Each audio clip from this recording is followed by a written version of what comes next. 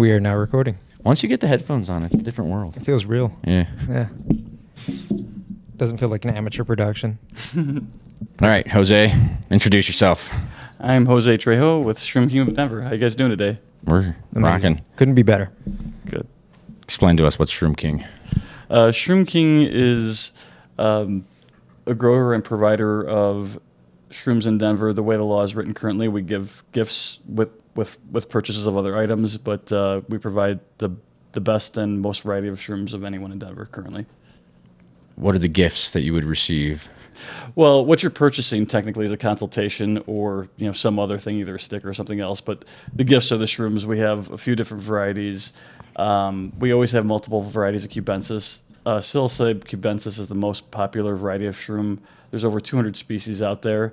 The reason that's the most popular, it's just the easiest to grow and has the highest yields.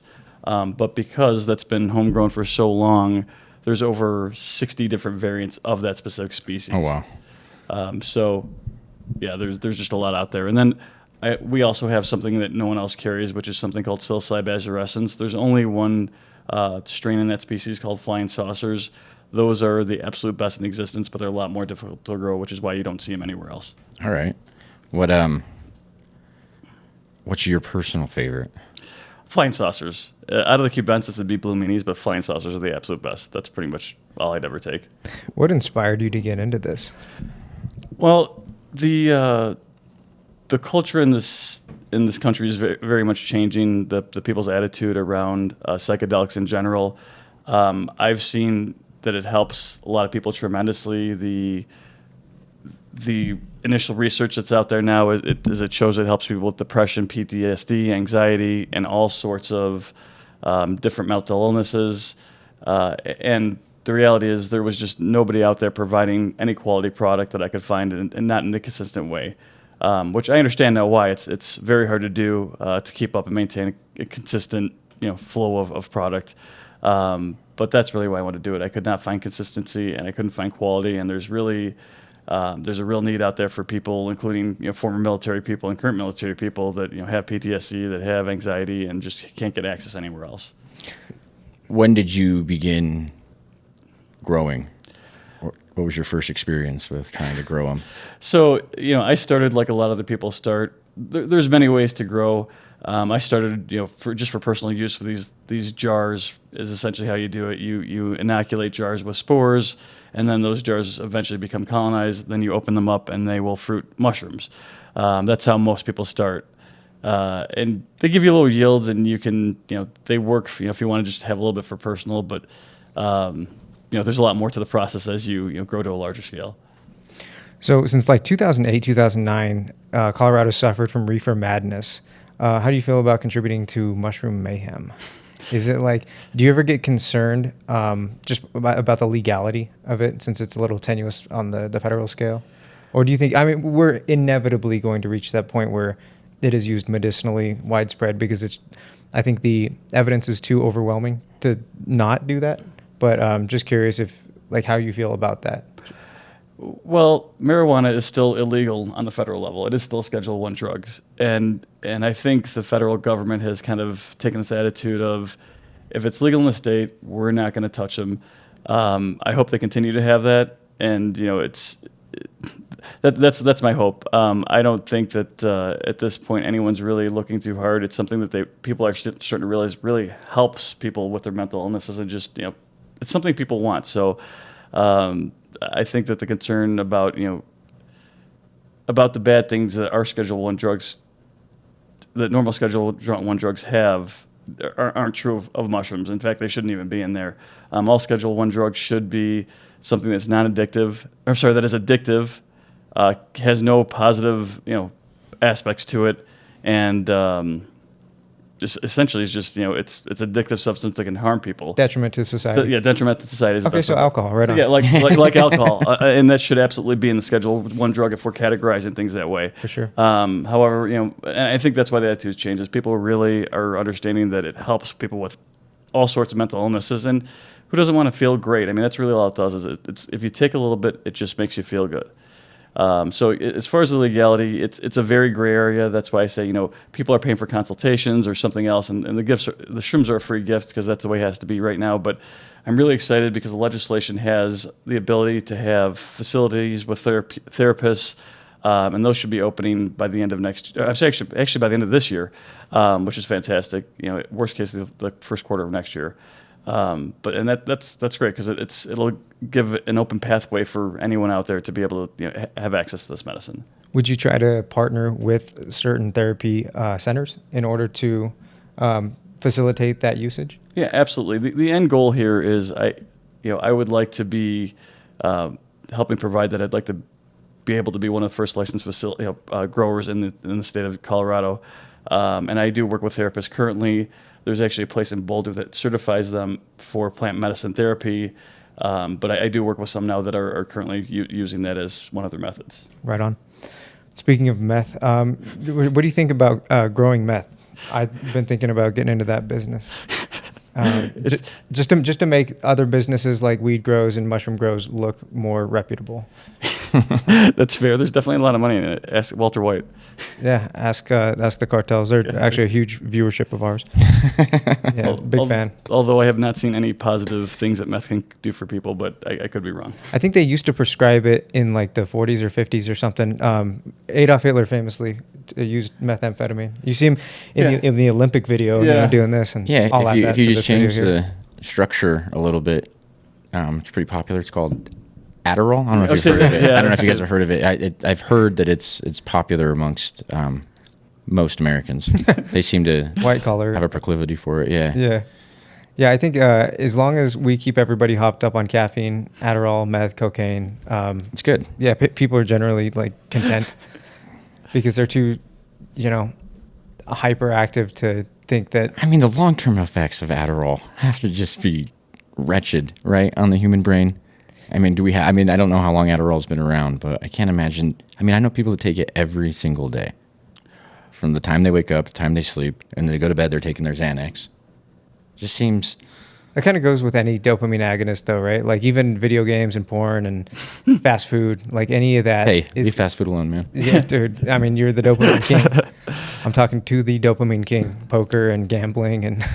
Yeah, and I guess I forgot that that's how amphetamines can be used too. I do have ADHD, and for me, it doesn't affect me like it would if you don't have it. So for me, it just makes me normal, and I go to sleep and I don't need any sort of aids. So that's a great question. I should probably look at the long-term effects because when I was a kid, people didn't have ADHD. You were just misbehaving and they'd smack you. That was how it went. Have you been using it long-term because you seem pretty well adjusted? I've been between that and Vyvanse for, I don't know, probably close to 10 years now. Yeah, I know someone that uses Vyvanse. I won't call them out on here, but yeah. Yeah, well, mine are prescribed, so those are legal. What about Xanax? Do you ever dabble in the suburban wine mom drug of choice? I used to have them. Again, this is not for recreations because once in a great while I would have a panic attack, and I just always had them on hand. I don't like to feel down and depressed like that. It's not my thing. I prefer more of let's be happy and go have fun. I don't want to fall asleep, so it's not something I prefer. But I understand why people take it. If you've ever had a panic attack, it's like one of the worst feelings in the world. You think you're having a heart attack, and it's crazy. The first time I had one, it was extremely overwhelming, and from that point forward, I just had a couple Xanax that my doctor prescribed, which I rarely take. If you ever look at the Karens that go off and do crazy things in the streets, a lot of the time they're on Xanax and alcohol. It's that combination that it gives them the bravado to just go do crazy shit and say insane nonsense to people that are otherwise, mostly minding their business. I think it's an epidemic in this country, and I think suburban wine moms need to get their act together. I'm ADHD probably to the max, and I've taken Adderall a few times, and it did help, but I've always been afraid that it would be a crutch for me. I'm like, okay, now if I don't take it, I won't be able to play poker as well, or I won't be able to play guitar as well, or maybe I would crank out a bunch of art, but is the art that good? Was I really in it, or was I just hyper focused? Are you self-limiting yourself though? Possibly. Are you afraid of the potential that you have, and then it not being able to sustain that? I thought about that. It's like a Pandora's box of sorts sometimes. Like, there's this one I want to open, and then what? And I'm also bad at taking things all the time. It's like I take it every day for a month, and then I forget, and then I go off the rails. Same with like anything for anxiety. I'm afraid that I'll take it, then you feel better, and then you just stop taking it, and then you have these like mental breaks and psychotic episodes. Isn't that the point of Adderall though? Is to like get you on the schedule and be able to maintain it? Right? I would hope. Maybe you won't like have the same tendencies to fall back. And I'm not trying to get you addicted to drugs, but I'm just pointing things out. I know. I'm like, I've tussled with that late nights many times, and you can't sleep, or you're just like, should I be like on drugs? Would that help? Would Adderall help? Like if anything, Adderall probably hurts your sleep, I would think. It being an amphetamine and all. The few times I've taken it, I did not sleep at all. Yeah. And I do like the jaw clenching stuff, which is bizarre. You know who does that a lot? But it does quiet things. Things get quiet and I can focus. Dude, Ron DeSantis. If you like, I shit you not. So there was a presidential debate a couple days ago, and I'm gonna find footage of that debate, and I'm gonna put it in here if I can on the video. And every time Nikki Haley's talking, he's sitting there looking at her like this, hyper focused, man. Just hyper focused and ready to like attack. So it's like it harnesses his sociopathy. It's dope. and I could speak to that a little bit. So at least for me, when you first start on that stuff, or if you take a break, the first couple of days you may have issues with that, but after that, it speeds up your brain. So by the end of the day, your brain is it's ready to go to bed. So I definitely notice the first, if I take a couple of days off, the first couple of days I'll have a lower appetite and maybe have a little trouble sleeping. But after that, your system gets used to it. What do they say? You're not supposed to use your supply or something like that. Do you dabble in your own supply from time to time? Well, I think that's more with bad drugs like heroin and cocaine. I think that shrooms are not addictive. They're 100% natural. There's always some side effects to anything. The thing about shrooms, though, the biggest side effect is a bad trip, or maybe you have a tummy ache because your stomach doesn't get along with them. But that's really the worst thing that people ever find. But you can avoid a bad trip by just starting with a little bit, which is how I always tell people to start off, is start with a little bit and then you kind of ramp your way up. That's like the problem when we did drugs when we were kids. Just nobody told me that you could just do a little bit. They're like, eat an eighth and just see what happens. You're like, okay, and then you have this like mind-bending, transformative experience, which I'm grateful for, but a little warm-up would have been maybe appreciated. I didn't even know that was an option. People are like, no, you just eat the whole bag. You're like, oh, okay. The best part about psychedelics is that it's like, unlike cocaine and heroin and fentanyl and all this, it's like the more you do, the less you want to do, right? Whereas these other drugs, the more you do, the more you want to do. Yeah.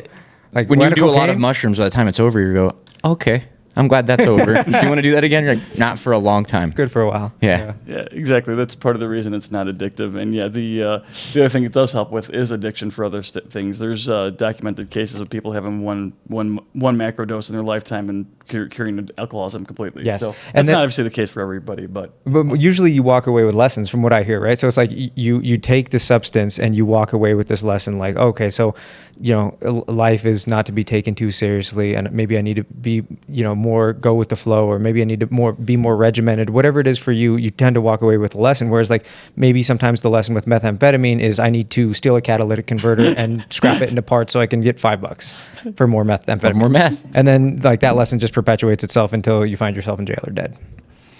Yeah, mushrooms and psychedelics in general, they just like force an audit, an introspection, and an audit on your life, whether you like it or not. Even at the microdoses for me, I just do a little bit. At some point, though, I find myself going, okay, these are things I like about my life that I think I'm doing well, and then you see things that you don't like, and you can't really avoid that like part of it. It just happens, and at the higher doses, sometimes it slaps you in the face and it's scary. And I think that's what bad trips are a lot of times. It's just like all of your demons, like, dude, you suck and you're not doing things right and you need to improve, and it's overwhelming. And then you start to think like worst case scenario. But afterwards, it's like a lesson was taught. You're like, okay, maybe I should like clean my act up. Maybe I shouldn't be drunk all the time. Like, that's probably why people are able to quit alcohol. They probably just stare that right in the face. They go, oh my God, every bad decision and bad thing that's ever happened to me is in part because I drink or I was drunk during it. And I think that's why it's so effective for PTSD and then people that are suffering from terminal illnesses that are going to die within like the next 6 months or years, because there's this overwhelming demon that's hiding in the shadows of your mind that you're afraid to confront, and then it kind of forces it on you. And they typically do larger doses in these therapeutic settings. It's this overwhelming experience. It's very difficult to get through, but you're with a therapist, they're talking you through it, and then by the end of it, you have this profound lesson that you're able to take away from it, and you're able to quit drinking, or you're able to cope and not have the nightmares at night of like your friends dying in combat, or your imminent demise from this planet and this universe. And like that's the beauty of psychedelics.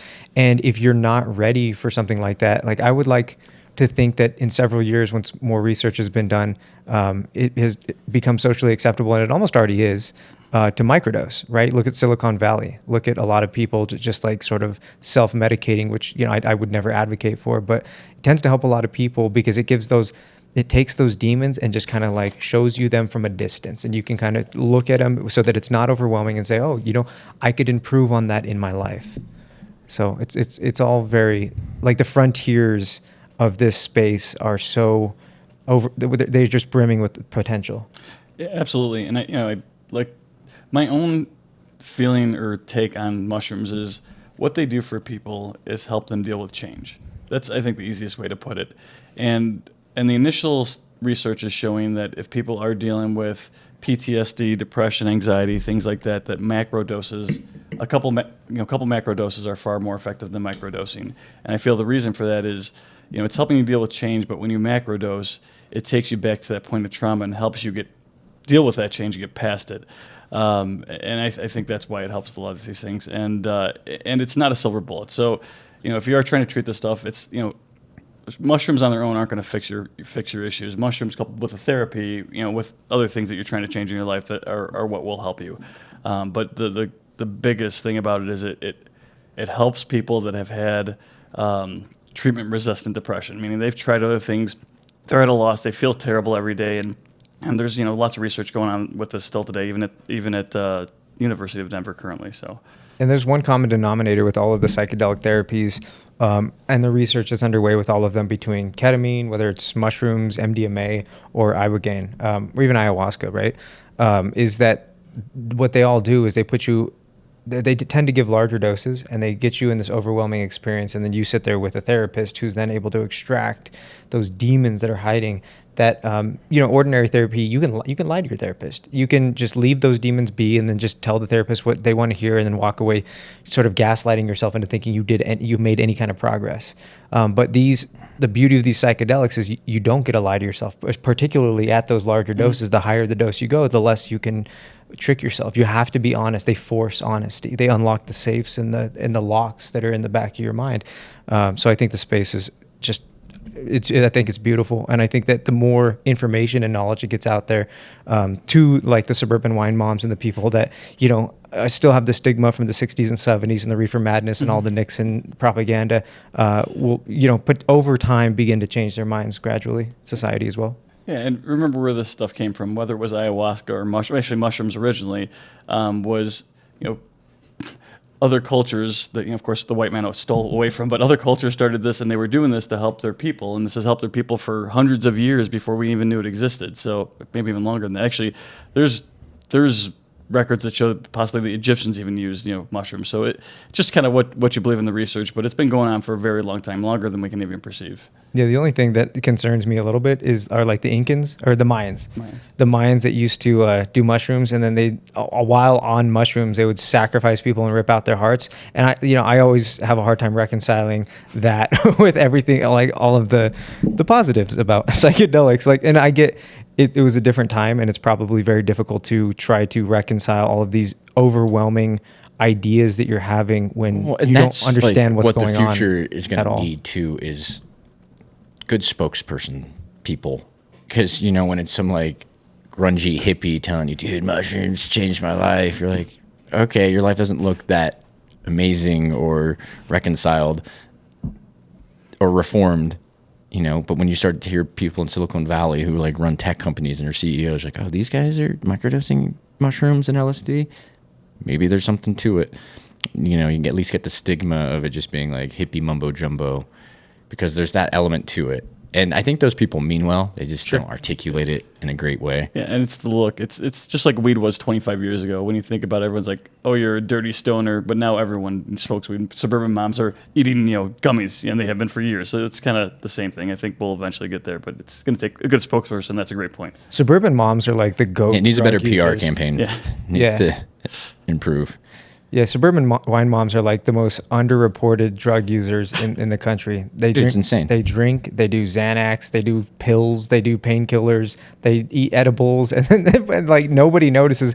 But then you see. I'm happy to alienate all the suburban white moms listening to our podcast. You know what though? I know a lot of suburban wine moms, and they're like, I don't know if they're wine moms, but I know a lot of suburban moms, and I want to differentiate the two. Suburban moms are cool. They're very sweet. But when they're on wine and Xanax, Xanax will just turn anybody into a monster. If I was drinking a glass of wine and I was on Xanax right now, I'd probably just start talking shit for no reason, because the combination of those two drugs makes people erratic and irrational. Sounds fun. I get it. It does sound a little bit fun. Well, if you're bored, Yeah. like your kids are at school or your husband's at his job. There was one time I was pretty inebriated. I was with Charity, and she doesn't watch this, so it doesn't matter. But we were drinking pretty heavily, day drinking, and then she was like, "You want to try Xanax?" I didn't know what Xanax was, and I was like, "Sure." So I took some Xanax, and next thing I know, I'm at Coors Field in the outfield, like in the bleachers. She's gone. I'm looking around. People are looking at me like I'm crazy. I had no idea what was going on. I think this was like 10 years ago or something like that. Jesus. Yeah, it was crazy. And it's just like, it wiped my whole memory. It just wiped it. Like I could have done anything. I've never taken It's terrifying. Xanax. So I got an idea. The next podcast, when we split 2 bottles of wine and a bunch of Xanax. Yeah, see where it goes. Just looking at the footage, like, what is this? So the only time I've ever had experience like that is, I've been in pain before, and I had Vicodin, and I was drinking on Vicodin. Like, that's the only time I've ever blacked out like that, where I'm like, holy crap, what happened? That's a scary feeling, and I never want to feel like that again. Those benzos and then Ambien. They're just like, you're just on autopilot. And like alcohol even, right? Yeah. You black out, Right. You're on autopilot. And it's crazy because you wake up and you're in your bed, but you don't know how you got there. But while you were in the process of getting there, you were lucid to some extent. It's so terrifying. Like, I've gotten in Ubers and cabs. I've like used my phone, like said goodbye to people, like got home. Like sometimes you like, it's like, sometimes I used to drink a lot, sober for a while now, but I used to wake up from blackouts, and sometimes everything would be like keys, wallet, everything in one place, like clothes right there, like, oh, cool. And then sometimes you wake up and it's all missing. You're like, man, that must have been a bad one. Like, where did it go? My brother used to call it Pile of Kyle, because you'd find a pile of Kyle somewhere where I just like stripped down completely, just like came in the house, just took everything off and just wake up naked in my bed, but there's just a pile of Kyle somewhere in the house. That's a good one. He's like, oh, Pile of Kyle. Somebody was extremely drunk last night. It looks like aliens just abducted you from that spot. It's amazing. Speaking of which, do you believe in aliens? That's a fantastic question. So I believe that we would be very ignorant to think that there can't be other life out there. I don't know that we've discovered it yet. They possibly could have discovered us. Who knows? But the age of the universe, and there's other places that would have been habitable, and we know there's so many stars out there, and there's possibly other places that life could be. That it's possible. Is it there now? I don't know, but it's definitely possible. For sure. So you're agnostic towards it. I mean, I think it's more probable than not, but I haven't seen any proof on Earth. But that doesn't mean that they're not out there, and we better figure things out, because just like the Native Americans were here before we came here, then if they do come here, they're coming here for a reason. It's to colonize us. It's not to be friendly. So it's we better figure out if they are out there, and how to defend ourselves.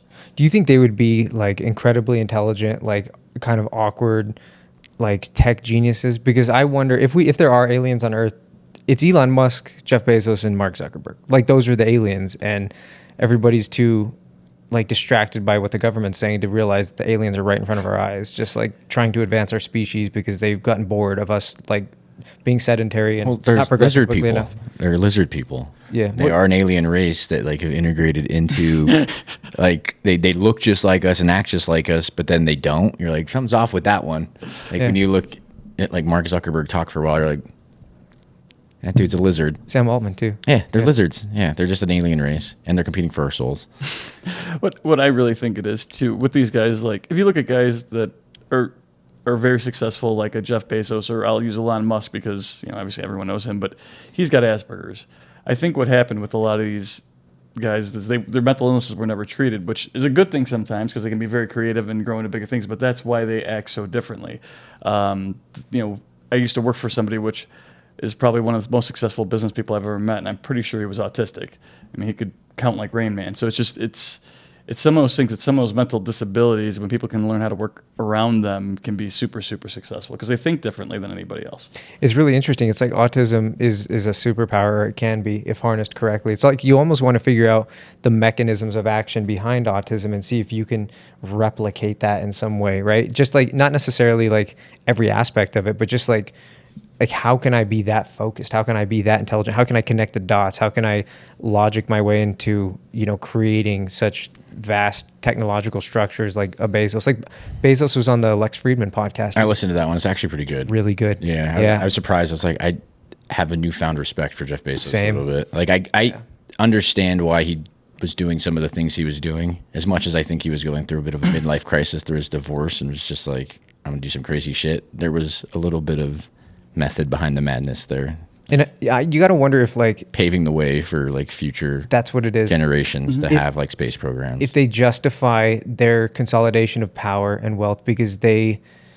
hate to say it, but they probably understand that it's better in their hands than others. Like, and obviously you don't want to create an inequity in society. I'm very much the type of mind where I think they have too much and everybody else has too little. But I think in their mind, maybe that's how they justify it. Well, and I agree with you. I think that's the biggest problem I have with a Jeff Bezos is, your minimum wage should be in the 20s right now if it followed inflation, right? So why are you starting people at $16 an hour when you're the richest man in the world? You could afford to pay people more money, and that's a drain on our economy. That's a drain on us as a society because we have to pay for these healthcare. They're super egotistical, and so that's why they think the money's better in their hands. Like, well, that $4 an hour across thousands and thousands of jobs is more money for me to build better rockets to make a better future for people eventually in the future, because if I give those people $4 an hour, they're just going to blow it on cigarettes and McDonald's. And the happier that they make their shareholders, the more investment they're going to receive into their business, the more money they're going to have, the more he's going to be able to build rockets and advance and I think Elon Musk has a similar take. 100%. And maybe even Mark Zuckerberg. Because then you look at other, those guys have a lot more money than Trump, but you look at Trump, if he had that much money, it's like that guy, he'd lose it. He'd blow it, or he would, he's not going to spend it on trying to like really bet. I mean, I know the hardcore cult of Trump out there is like, no, dude, he's looking out for us. But yeah, I would love to hear that case because I just don't see it. Like, I'm not on any side. I'm not Democrat, Republican. I'm agnostic towards it all, and I just take all the information and then process it as it comes in. I try to remove bias to the best of my ability, but I just don't see any universe in which he's actually working for other people. If he is, it's a byproduct of him working for himself. It's because he's trying to consolidate power. Like but again, I understand why people want to flock to him because every other resource has been exhausted and people are tired and don't know where to turn. And then when you see your paychecks dwindling, you get desperate and you go to a cult leader. You want to hear a good bet my buddy made recently? I'd love to hear that. He somehow got $50 at 40,000 to 1 for Michelle Obama winning the next election. Wow. Which is a really, really long shot, but that's 40,000 to 1. I'll take that bet all day long. Those are pretty good odds. That's throwing cash away. It's 40,000 to 1. I think she has no chance. She has no chance. But she doesn't even want to. That's what it is. She doesn't want to run. It's true. Yeah. I'm still making that bet. Yeah, I suppose. I've given $50 to a homeless person, dude. Like, you've given 50,000 to Blackhawk. Give or take. Blackjack tables may have got me at some point. What you were saying about the blackjack odds was like really profound. We went up to Blackhawk and we all lost money, and our friend was really upset. And she lost pretty big, and she probably shouldn't have been gambling anyways, but she lost big. And like the whole time, like I already hate blackjack. Like I've lost a lot of money playing blackjack. Whatever she was going through, I was like, I've gone through that tenfold and many different times. And we were like just looking up true odds, because you look up the odds and it's like your chances if you play perfect blackjack, it's like roughly 51-49 in favor of the house. But it's actually not. You're like a 43.9% chance of winning. Something. And then there's like a 7% chance of tie. And so it's like you're really just so far behind the 8 ball anytime you're sitting down at those tables. And they keep their minimums so high that the amount of money you need to sit with to take the swings is way more than most people are going to be comfortable to sit with and take swings on. It's fucking wild. Like those places just print money. Like whenever I see somebody win big, it just makes me so happy. Well, and they've also adjusted the odds in their favor in most casinos. It's impossible to find a 3-2 game. They're all 6-5 for blackjack, and then they all hit on soft 17. So those two rules affect your odds a huge amount. Yeah, luckily Blackhawk still has 3-2 blackjack. It's some of the better odds in the country, but their minimums are like their maximums are low, and then their minimums are high. So they kind of just keep you in this like purgatory of sorts where you can't really get out of, and you're just forced to like I won on one table, and it's just because I just got aggravated and stuck a big bet out there and hit it, and then I was like, oh cool, we're leaving, sweet, good timing. Because if I would have sat there, I would have lost the rest that I had brought. Gambling's a crazy vice, dude. The process addiction is so different than like a substance addiction, because you're not addicted to like the gambling itself. It's like the feeling you get when you think about going up, and then the drive up there, or the drive to the place, the feeling you get there, and then also like the bad feeling afterwards you actually enjoy for whatever masochistic reason you do. And when you win, you enjoy it too. But it's like, it's this entire process. It's not just like take the drug, feel the, drug. I don't know. When we were watching that woman at the slots machine, you could tell she was just, the dopamine was just cha-ching, cha-ching, cha-ching. We just every sat. We were single time. getting ready to leave. We took a piss before we left, and we walked out. And Adam's like, "Look at this lady." We're just looking at her, and it's just like, I mean, it just felt so dystopian. It did. Just watching somebody just give money away that was probably hard earned, and and then nothing happened. Like we watched for like 10 minutes probably. Nothing happened. Like we were just watching her lose her money, her go down, down, down, and then she hit something kind of big, and it probably got her back to even. But the whole process of like, it wasn't just like you pull the thing or push the button and you win. There's all these little things that she was pushing, and like I'm sure she felt like she had some control over like what was happening, and there's definitely no control. It's already preset, and and then the guy over there, like next to her, is looking over, like, oh, did she hit? I picked the wrong machine to be on. Dude, I had a friend one time who was drunk, who went and stuck $100 in a machine and hit right away, and some lady came up and screamed at him. She's like, that's my machine. I've been watching it all day. He's just hammered, like, I don't know. Like, I just walked by a machine and put $100 in it and clicked the button. She's like, I've been watching that machine for like a week. Like, I knew it was going to hit. I was walking over here. That's my jackpot. And he's like, what are you talking about? You psychopath. The people that go there, and like, not all of them, obviously, but some of the people you see look like when they leave, they go to like a cave or a lair, dude, it's underground, like, dude. And then they come out, and then like there's a little bit of light, and then they go back to the casino and sit down and just like ruin their life again. It's so crazy. It's like some of the old people there. It's like that's like their final, like they're off to the slaughterhouse. They're just sitting there waiting to like, pun intended, the slot. Like they're just. There's probably, I don't know, maybe you get old and there's nothing really brings you joy. You have money, your kids are probably taken care of, and a lot of them not. They're probably just blowing their like retirement just because they're bored and the kids don't come see them. Right. Blame the kids. He had some shitty kids for not going. No, that's probably go see your parents. That's Make sure they're not blowing your inheritance on slots. No, go see them because you love them and you want to spend time with them. I think, and also so they don't blow your inheritance on slots. I think it's really interesting that random rewards, the way slot machines work, or even gambling in general, are the most addictive things you can do.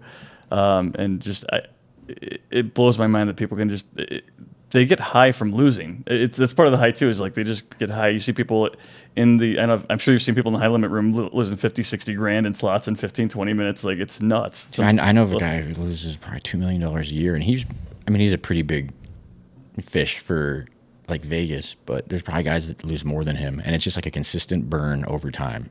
And I'm sure just nothing else brings him joy. Like once you reach a point of gambling at that high level, and you have, you're already a rich, successful guy, like there's just probably other things seem boring. Like you're probably at a basketball game, like, wish I was losing 20K playing blackjack.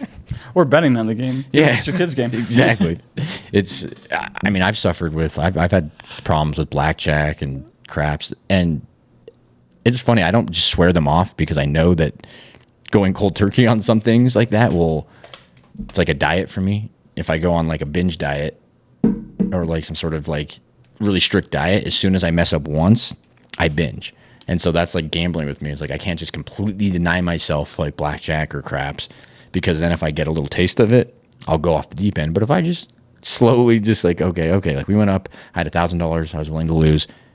I lost 400, which was good. That's a win because I was losing. I was willing. The 1,000 was already gone on the way up in my head, gone. And I just do that, and as long as I can control it, it's okay because it won't get out of control. But for me, it's a slippery slope, and it's been tricky to navigate as a poker player. Yeah, and I think it's funny. People look at you like you're crazy. Like you're down thousands of dollars. You're like, I got to even. They're like, so like you view that as a win at that point. And everyone's like, that's not a win. Well, yeah, it is a win because I was losing my ass. Well, that's like the psychology that's so crazy. I try to explain to people like, when they're like, what's it like playing poker for a living? And I always explain it's like there's like a math and skill to it, but what I think really differentiates a good poker player from a great poker player is discipline and bankroll management. Because let's say we both start with 5,000 and I lose 4,990 and I'm down to my last $100 and I bring it up to 5,000, I'm leaving that session like I'm a fucking winner. Look at me coming back. Let's say I started with 5,000, I ran it up to 10,000 and then lost it all back to 5,000 and left even. I'm feeling like a loser when I leave, yet the outcome was the exact same.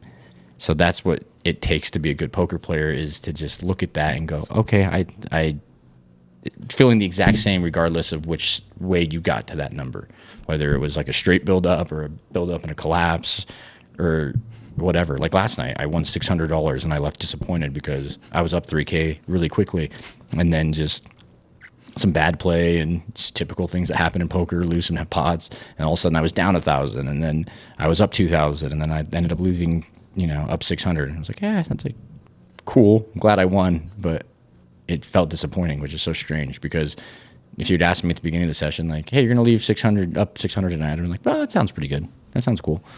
You said something interesting before, which is, one of the biggest keys to playing poker is that you have to manage your bankroll, and it's because it's your own business. Any good business owner, that's the key. Knowing where your money's going, how to use it effectively, and how it's best used is really well. I've seen a lot of professional poker players' downfalls in sports betting or blackjack or craps or baccarat. It's a lot of people I've known, and it's just they had because you can't beat that game. You can occasionally, but you can't long term. In poker, you can beat long term, and I've seen guys who are so good at poker, and then just like I know guys who are really tight on the poker table, good winning poker players, like never see them lose more than like 3,000 or 4,000, and then they lose 30K playing blackjack one night. You're like, what?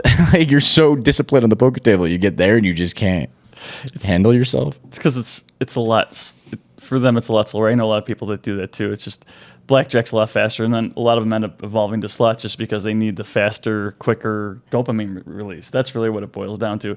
Poker's a great game, but you have to have a lot of patience. Blackjack, it's there's a new hand and you can play every hand. Whereas poker, you may be folding 9 out of 10 hands, or maybe folding for an hour and a half straight because you can't get a good hand. And then the other one that sorry. No, well, that's why I evolved. I think to like Omaha spoke to me so much more than Hold'em, because it was a game. Because I have that impulsive like tendency where I don't want to just be super patient. I am patient, but not as patient as you need to be to maybe play poker or to play Hold'em. So when I play Omaha, especially now that I play like 5-card variants, like I'm playing 25% of my hands, and that's tight. Is where some guys are playing 30, 40, 50%. The bad players are playing 80% of their hands, and for me it's a lot more fun because I get I'm involved in more things and keeps my attention, because in Hold'em is what happens for me is you get bored. That's the same thing with like blackjack. Sometimes you get bored and I just stick a big bet out there because I'm frustrated because I've just been like losing. You're not willing to just like, hey, it's a swing down and eventually you're going to come back up a little bit. You just kind of have to go with it. You get frustrated and just stick a big bet out there. But like you said with blackjack, you can't win. And then another one that you can't win at is sports betting. And that's just become absolutely massive. Tell that to like every single dude that has a fantasy football league, and like well, fantasy you're playing against other guys, so that's a little bit different. But if you like, even then, like, dude, I've played enough fantasy. It's like who gets the lucky draft pick, who's like running back gets hurt and you have the backup and he ends up being a star. Like, there's so many variables. But you can win. Whereas like against the house, you're never going to win. Never. What's really interesting about like sports betting too is yeah, but every dude drinking Bud Light in his garage listening to this right now is like, nah, dude, I know I could pick him. And I could pick the winners. And God bless him. You know what I mean? But I just think it's interesting that this one involves people. like actual human beings that are like you're relying on in order to hit your bets. And so what's happening a lot of the time, a lot of basketball players, football players have been coming out and saying this, is that they're receiving like death threats. Like, you really 2 rebounds? That's all you could muster up? And it's like Aaron Gordon was talking about it on the Michael Porter Jr. podcast. And they're just like, they're baffled and blown away that like they're receiving like this hate. So it's like it adds this other element of like anxiety and like almost fear, probably, if you like to not perform. And yet sports betting's legal, and they won't allow poker to be legal when you're playing against just other people, where the house just has a fixed rate. They just make this much. They don't have it legal in the state? Not in Colorado. Online poker is not legal. I think it's legal in like Nevada, and then like the tri-state area, I think, is all looped in. There's a couple little pockets where it's legal, but they have small player pools. And it's just crazy because sports betting's legal, and those guys, they're just raping. Like, yeah, I mean, they're taking 10% of every bet, so it's always best to be the house. Those casinos weren't built on people winning. they literally don't care. They just want bets because they're getting the juice. So as long as the bets, like, you know, they get a little scared when like it's lopsided where all the money is on one team. They're like, oh man, hope that doesn't hit. But for the most part, like a lot of the money comes in 50-50, and they're just taking 10% off the top. They're built. Make your bets. Yeah, they're built on the backs of degenerates and on Indian burial grounds. It's true. Yeah. Isn't that crazy though? They just like, you just genocide a whole people, and then later you're just like, are bad. Here's a casino. Yeah. And then like you create this reservation for them, and they're just all turned into alcoholics and meth addicts. It's really sad, actually, but at least a few of them have casinos. Yeah. You know, the reservations were supposed to be temporary until they acclimated to our society, and they never would, and that's why the reservation stayed. I think they allude to something like that on Killers of the Flower Moon. The Osage tribe just like wouldn't acclimate, and like they were just rich Indians, but they weren't, you know, they didn't want to become a part of the white group. So the white people tried to infiltrate their clan. They did. Have you seen that movie yet? Mm-hmm. Yeah, that one's intense. Yeah. I mean, that genocide was absolutely brutal, and it's just like, it's something we never talk about. And the one thing that I think is really... America's really good at not talking about shitty things we do. Well, this is the problem, is like once we start to, like, half of the population gets really upset and angry, and I think it's because there's like this guilt. It's like, you don't have to be guilty. It wasn't you. Like, it was your ancestors, maybe it was your forefathers, but so many people get like offended, and I think it's this like projection of guilt. It's just like, why are we talking about this? It's like, it's past. Do you like, think the CIA has been the one that like really has been pushing the Stephen Hawking memes? Dude, I hope so. Because those are so funny. Yeah, but it's just like, that's the guy that we're going to throw under the bus. That's the guy that we're going to run with. I mean, because it's funnier. I get it. He's dead. He's dead, so it's an easy scapegoat. It's just like, you don't want to look at Prince Andrew or Bill Clinton or like... Nope, so just, we're not really going to make memes about them. Like, there's like the occasional one, but the Stephen Hawking ones, they're so good. They're just so funny. I can't stop laughing at them. Because you can't write that. Like, like no one even like wrote a joke about that before, because no one thought it was conceivable. It's just like this dude going off to like the meme that I sent you about the wheelchair ramp. Yeah. The guy who has to build a wheel, and he's just crying. It's so funny, and it's just like, I don't know, who would have thought? But like at the end of the day, it's just like, what's the incentive? What's the motive? Like, because Epstein, I think the consensus is starting to become that he was an intelligence asset for like the CIA or Mossad or something like that, and his whole purpose was to just like get dirt on the most powerful people so they play ball. And then the cabal that runs the whole world. And like, I'm not much of a conspiracy theorist, but like, it makes sense to me. Yeah. You have like the most powerful people, and you know their dirty little secret, and you can just use it against them as you see fit. And that's what the CIA does. And you know, going back to our original conversations about these guys doing what they think is right with the money, well, that's their opinion, and this is why we have a republic, or a quasi-democracy, is because you have to check power, and you have to have balance of power. And if you don't check power and say, well, maybe not everyone agrees that you should be building a rocket, maybe one company should be building a rocket, maybe the government should be building a rocket with our tax dollars, and why is this being privately funded? So that's what they used to do. Yeah. Right. And so everyone's going to have their own opinion, but if you don't check power, if you don't have checks and balances for these guys, you can get into a lot of trouble. That's how you get dictators. Yeah.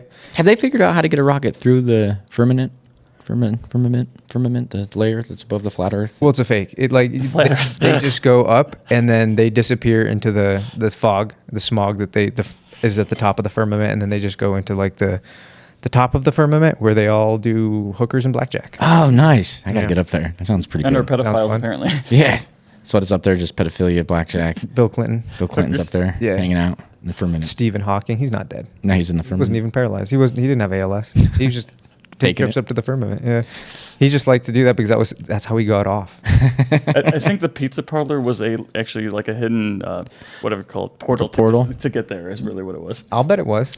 That's Like- as plausible as anything else. It's crazy that you can just have an idea that's wrong. You can just have an idea like thinking the Earth is flat that is just completely asinine and wrong. And then you can go somewhere on the internet and find a bunch of people to validate your wrong idea. Well, that's the beauty of the internet. Is before each village had their own idiot. Now all the village idiots can get together on whatever message board or Instagram group that they want to. So now they hold as much power as any other group. It's crazy. And they're gaining traction. It's beautiful. People are like, "Huh." Well, it's because when things start to fall apart around you, when you don't know how you're going to pay rent, when you're stressed out about a health condition and going bankrupt by going to the ER, then you start to look around and say society doesn't make sense, shit is wrong, and then you look for answers, right? You look for scapegoats, and that's I think how we end up in positions where we start thinking the Earth is flat. And I mean, we've spoken about this ad nauseum, but it gives you an out. You're like, well, maybe it's not me. Maybe it's the grand conspiracy against me and all this knowledge that's being hidden from me. That's why I can't get ahead. It's not because I drink alcohol all the time and I smoke weed till I'm fucking blue in the face and I don't really work hard. I don't really set goals.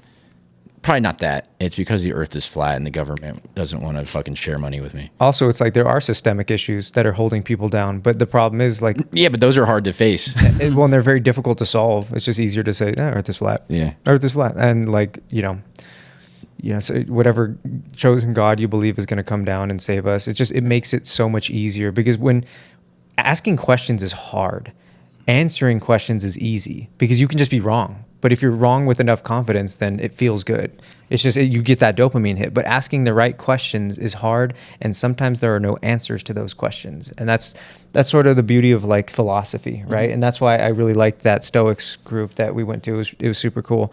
What is that group? How often do they meet? What is it?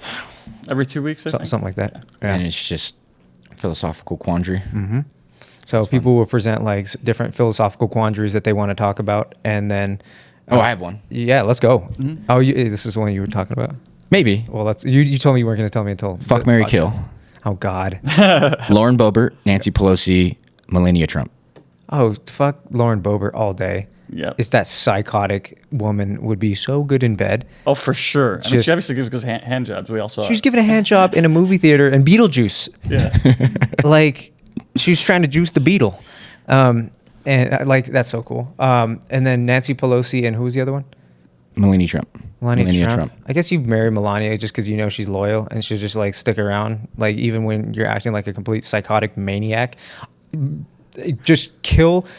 You know what? I take back the other two. Can I do kill? Because I'll just kill Nancy Pelosi 3 times. Can I just do that? Just 3 bullets? I'm going a different route. Okay. I'm fucking Nancy Pelosi. Okay. Ooh. Well, because technically you can fuck them all. Because you could kill Lauren Boebert and then you could fuck them all. Melania Trump, if she's your wife, she's probably gonna sleep with you at some point. Sure. Especially if she wants her allowance. So Sure. So you could. I think I'm marrying Melania Trump, killing Boebert, and I'm fucking Nancy Pelosi. You're doing the world a service by killing Boebert, but to fuck the crypt keeper? Mm-hmm. Really? Yeah. So Bold. Yeah. I would take a little different stance. I have to knock the dust off a little bit, but it'd be all right. I would definitely fuck Boebert because she's got to be fucking insane in bed. That chick's got to just rock your world.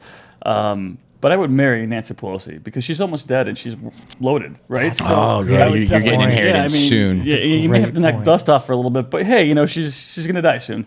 And I would kill Melania Trump. That's so smart. That's I not a like bad that. idea. That's great. Yeah. I like how we had different answers. Yeah. That was dope. Philosophical quandaries. Another one. I really like to test the limits of my mind, you know. really Those are the kinds of things I like to think about. Yeah, it's really smart. Yeah. I was actually wondering about, like, I asked that question at the Stoics and they didn't end up talking about it, but I was wondering, like, is it ethical to assimilate with AI?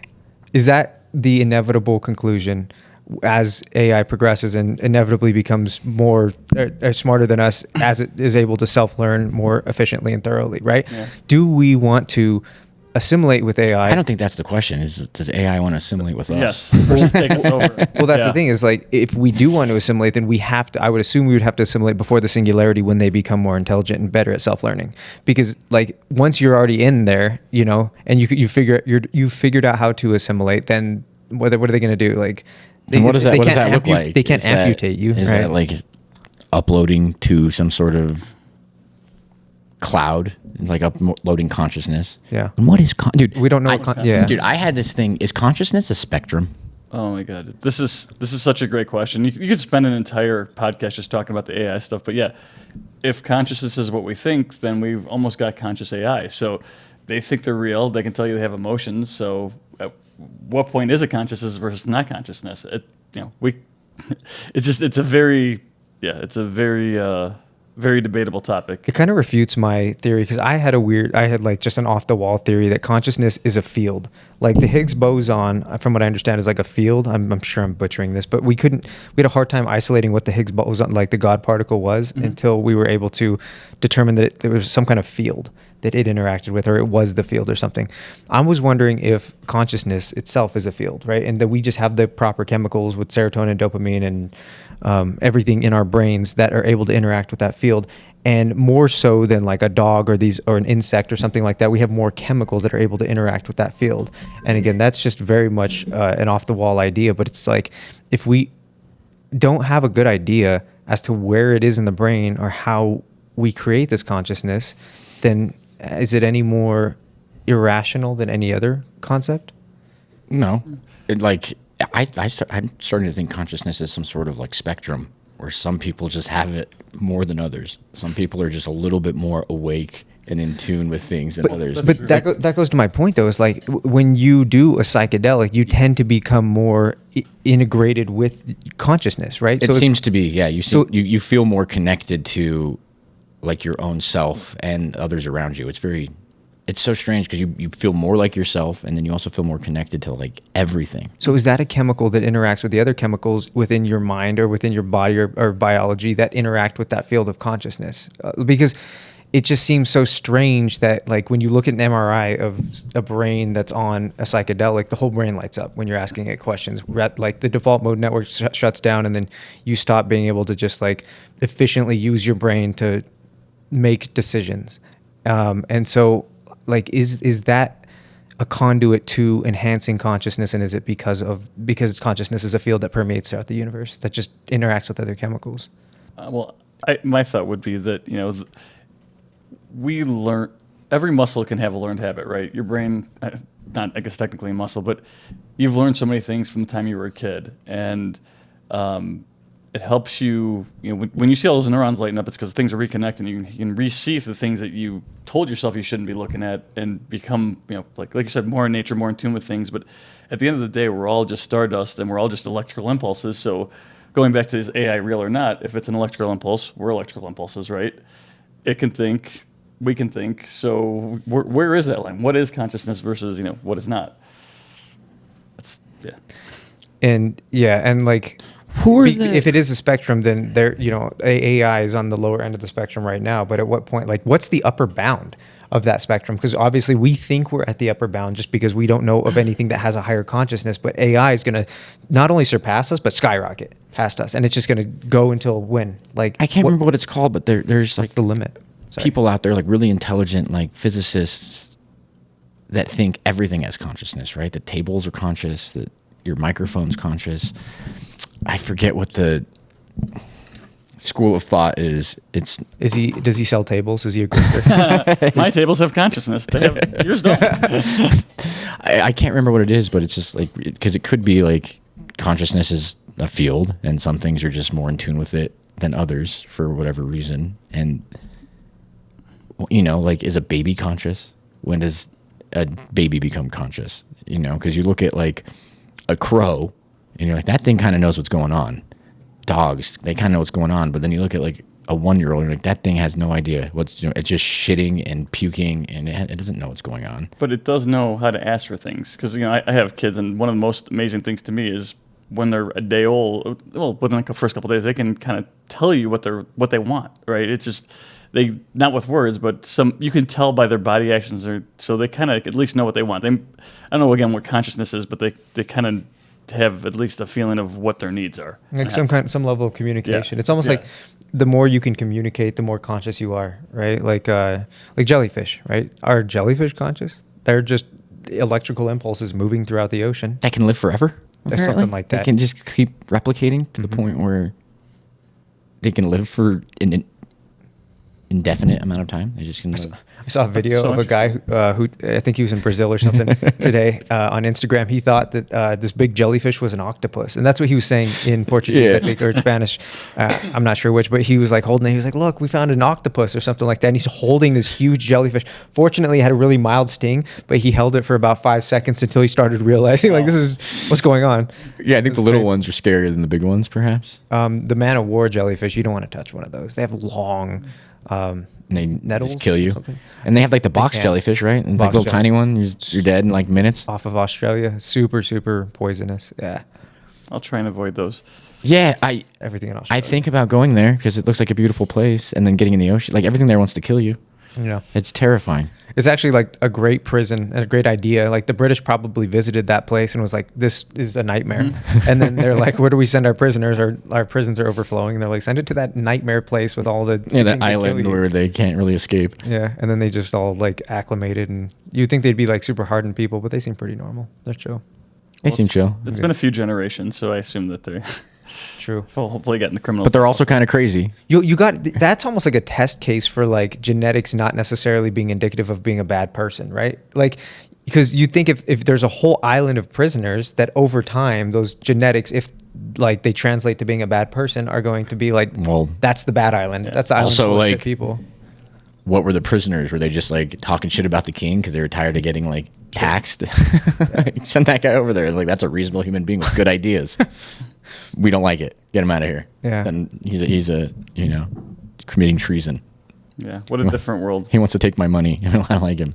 It's like, was that guy really a bad guy? You know, then there were, I'm sure, violent criminals. Maybe they reserved the violent criminals for, maybe they sent those to Ireland. Maybe that's why Ireland is so violent. The Irish are going to just firebomb my I think they're just drunk. car bomb me. They all have is potatoes and overcast skies. Like you know, if it's dark and nasty every day, of course you're not going to be in the best mood. What do we have again? Potato soup? Great. Yeah. Where's my whiskey? I'm going to go light a car on fire. That's why Denver's great. It's sunny every day. They're still having conflict up there, the Catholics and the Protestants, in 2024. It's crazy. Yeah. And if you think about how far we've even come in the last 30 years, like we wouldn't be having a conversation about psychedelics or legal weed or so many of these things. Gambling wasn't legal really, other than Vegas and obviously some reservations in Atlantic City 30 or 40 years ago. Yeah, just how the world has changed. Right. And it happens more rapidly. It's like an exponential rate of growth, right? Because like you see 1,000 years, like from the year 10,000 BC to the year 1,000 BC, right? And then 1,000 BC to 0, and then 0 to 500. And it's like every, like it's technological progression happens exponentially, right? Which is what they say in, what's that movie? Terminator. Linklater. Oh, Waking Life? Waking Life. That's right. God, that's a good movie. Where it's an exponential growth of technology, and and he says at a certain point it's going to happen in real time, where you're going to be able to see it manifesting before your eyes. And I think that's what AI is. Yeah. Well, that's like what I wonder is like, is that the eventual goal? Is people just want to be in complete control of every facet of their experience, where you just want to upload, or you're able to just upload your consciousness into a computer or whatever the next thing is, and you just got to pick all of the metrics, and you can do it so fast because you're assimilated with AI, where you just go, okay, this is the existence I want, and boom, like you just create your own universe where you're God. But maybe you don't have control over everything, but you set up the initial like condition, and then you just see what happens. It's almost like that's what happened here. And I was like talking about I don't know how you feel about simulation theory, but the more I think about it, and my dad's kind of on the same train, which is funny because he's like a devout Christian, but he thinks this is a simulation as well, because you think as we go along with this, if AI doesn't just subjugate us and like just terminate us, if we're able to harness all of that power of AI and self-learning and create some level of utopia, then at what point, if we do, especially if we do assimilate with AI and upload our consciousnesses to the cloud and don't have to worry about these meat bags that are going to decay and degenerate, right? What happens when you can create endless dopamine and endless utopia, right? At a certain point, would that become mundane and boring? And if it does, do you then create a simulation within the parameters that you're in, like uploaded to the cloud, where you can then choose where you want to go in like the past? So it's like, in my theory, we've created a simulation in the future, and I'm sitting here bored, just like everything is bliss. Like bliss gets old after a while. And then I say, I want to be born as Adam in 19, but I could pick anybody, right? And so I just go, I want to be this guy born there and see what it's like. I'm going to be in Colorado because I'm scared to be in Africa. I don't want to be in like the 1200s or something like that, because I always wonder, I'm like, why am I born here? Why am I so lucky? And so I'm like, I don't want to be born in like 500 BC. I'll pick 19. Like right when like the technology started to really take off, like that would be cool. I think a cool place to exist. And so I upload my consciousness to that simulation, and then when I die, I just go back to that like utopia bliss. Maybe that's heaven. Yeah, but maybe like something we've already created. If you're constantly surrounded by just positive, good, happiness, utopia, whatever you want to call it, maybe you start to crave pain. You start to crave turmoil, like agony. Like maybe that's what you want. Like, oh, I forget. Like that was like, because you feel something. Because it seems like an extended period of utopia would just become apathetic at a certain point. You can't grow. So us as human beings, we only learn when we fail, and you can't grow. And so, what is utopia? Well, utopia is you failing and creating new solutions, right? So at some point there has to be some failure and some bad. It's interesting because you look at social media, like even at your algorithm. Technically, if you wanted, you could just start to cater it or like cultivate it to just be positive shit, but you don't want that. Eventually you're like, I want to see some sad shit, or I want to think about my ex, or like give me some like thing to think about that doesn't feel good necessarily. I want to see something bad. You start to want that a little bit, and then sometimes like I've seen mine when I'm going through like a depressive episode, it's slipped into like where every like thing is kind of self-loathing, and it's addictive too. And then but you're in that mindset. Like last breakup I went through, all of a sudden I was getting all this stuff about like breakups and like how wrong the other person is, or like some of it's like about how to help yourself. You get stuck in that, and then as you heal from that or get away from that, all of a sudden it starts to go back to maybe what it is when you're happy. Like I feel like when I'm a healthy version of myself, it's mostly like poker videos, golf videos, dog videos, skateboard videos, snowboard. It's just like all the things that kind of bring me joy and like fulfillment. But then, when bad things happen, like you start to gravitate towards like negative stuff. So it's interesting because people don't necessarily want to be happy. I don't even think the point of life is to be happy all the time. I think that's a good pursuit on occasion, but that's not always the goal. Shouldn't just be to be happy. I thought you said something really cool, and I wanted to save it for a skit. But I mean, we can still make it as a skit. I think like 4 people are going to watch this. No, I'm just kidding. Our audience is like 40,000 or something like that. But it's just like you said something like, it wasn't these exact words, but it was effectively like, what if the meaning of life is just to find meaning? Like that, the whole purpose of life is just to find the purpose. And then you get to the pearly gates and they're like, what did you find? And you're like, this is the purpose that I found. And they're like, cool. Yeah. It's like to each his own. It's like pick your own ending. Like whatever you think was the purpose was the purpose. Like you think it was, meth and stealing catalytic converters. Like, okay, that was your purpose. That was the meaning of your life. Yeah. It's a bummer, but it's subjective. Yeah, it is subjective, but that's a slippery road because where do ethics come in and morality? And you can say that ethics and morality don't matter, but they clearly do because it's been a constant narrative throughout philosophy. It's ever since we've been conscious, basically. There's, even before philosophy existed, if you were murdering people, you were going to get kicked out of your tribe. Unless you murdered the other tribe, then they might have been like, oh, well, we don't like them. So You're a good it's over. murderer. Yeah, you're good. Yeah. We just please keep the murder over there. We really like the skill that you have of murdering. Well, that's the craziest. we'll find a way. Murderers were necessary for like all of human history, right? Like it doesn't even like today, right? Like when you go to war, you don't want the pacifists on the front lines. No. You need the people that crave the blood, like to have the bloodlust. You don't want me up there like, hey guys, what do you think about aliens? Like fucking kill that dude.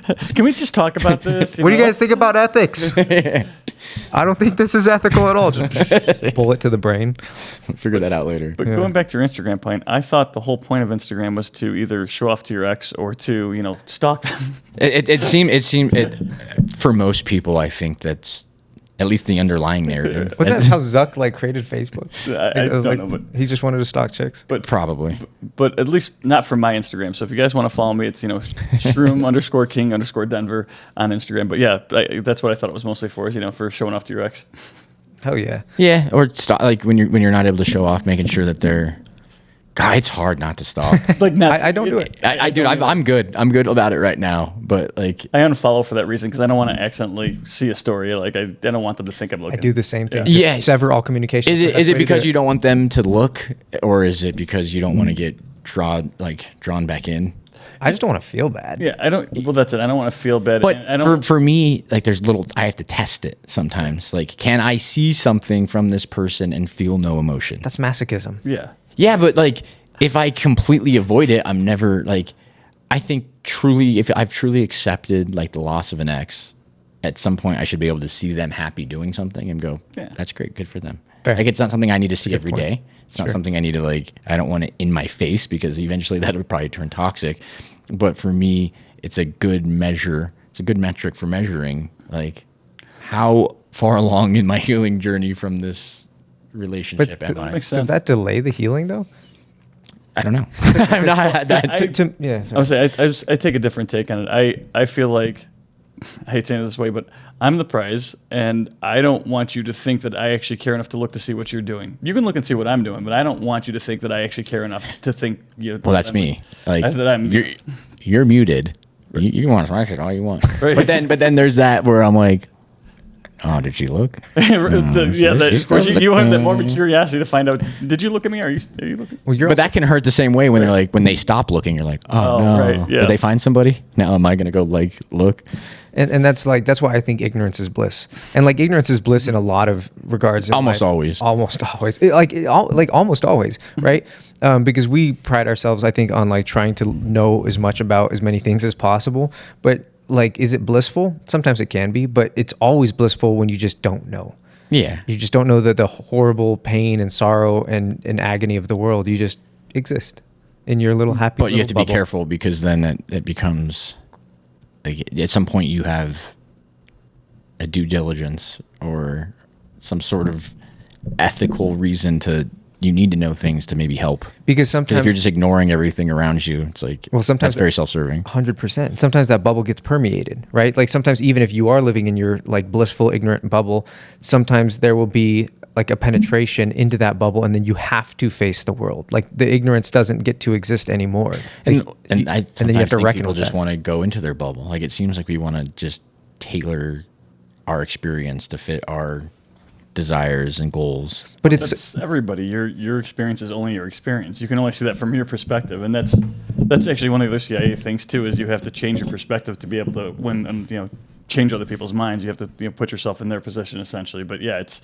of course you're only living for yourself. If you're not, then you're not going to be happy. But that's the silliest part about trying to maintain that ignorance is bliss is when you're interconnected with so many different people, you just can't remain ignorant because there's so much information bombarding you at all times. You don't get to live off of the grid without a cell phone anymore. Like you can't have that true. Dude, it's so funny. I've been really into cult documentaries lately, and there's like, it's not a documentary. It's like a bad like reality show almost. It's on HBO.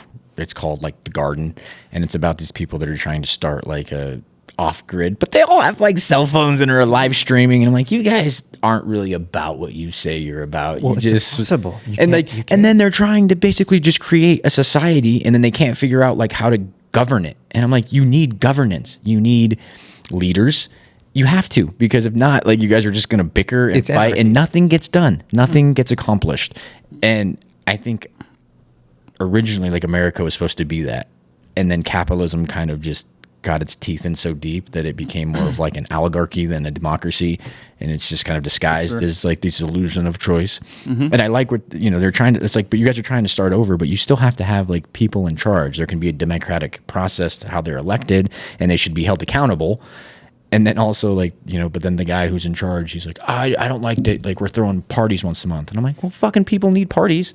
It can't just be all like plowing fields and building structures. Like, you have to let loose and enjoy yourself. There has to be philosophers. There have to be like moms and like nurturers or whatever, like taking care of the young. Like, there has to be some sort of, like, you look at any tribe that was successful, those things existed within that tribe. So it's funny to me that they're all out there just live streaming on Instagram. Fuck capitalism. It's like, you guys are clueless. And then they have a problem and they have to call the cops to have the problem solved. And I'm like, good thing cops exist for you guys. So like, this chick didn't have her shit stolen. I'm like, it's chaos. And that's why even if you want to live in a bubble and you want to live in ignorance, the fact that that option is now off the table, just with how interconnected everything is with the internet. With I mean, the advent of cell phones. It's off the table unless you're really, really hardcore about it. If you're just like, if maybe you could take a family, maybe you could get you and your wife and your kids to go live somewhere where you don't have cell service and you're 100% living off the land, somewhere like deep Alaska where you're really removed from people, then you could do it. But that's just, who's going to actually do that? Well, look at the, 100 years ago, this was the Wild West, let's call it. But even then, you still had, a local blacksmith. You had somebody who made clothes. You had local people that had to provide these services, because you can't do it all. Yeah. Even if a family unit of 4, that's why people used to have 10, 12, 15 kids, because they had to have enough kids to do all the things on the farm and around to help them out. Yeah, and eventually you're going to need some sort of currency, whether it's like bartering, but you have to have something to offer other people. Like if you're a blacksmith, like you do that, and then you can trade, some iron that you made for bread that some guy's good at making, or the guy that owns the livestock. Or, well, I need meat. Yeah, like unless you're doing it all by yourself, you're gonna have to do that. And eventually, like, even if you built, I guess, there's probably some guy out there that, what was Robert Redford? What was that movie?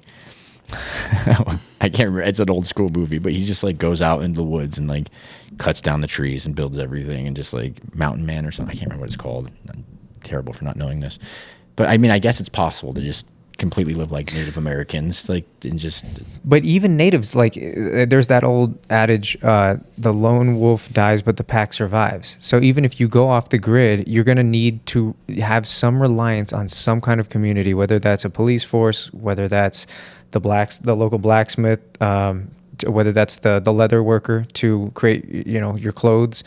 There's just no such thing as pure isolation, as much as I would like that. You know what I mean? Like, given as introverted as I am, but like, so the fantasy that you can live in that blissful ignorance is just that. It's a fantasy. It's not real. And so I think the more you can integrate, the more you can educate yourself and inform yourself as to as many things as possible, the more you're going to be able to come to terms with it all. Because critical thinking comes into play. Like, how, because there is so much information. It's like, how well do you filter it, and how well can you put it where it needs to go and know, like, okay, this isn't real, this is real. And that's going to be individual, right? It's going to be individualistic. It's just, life's hard, dude.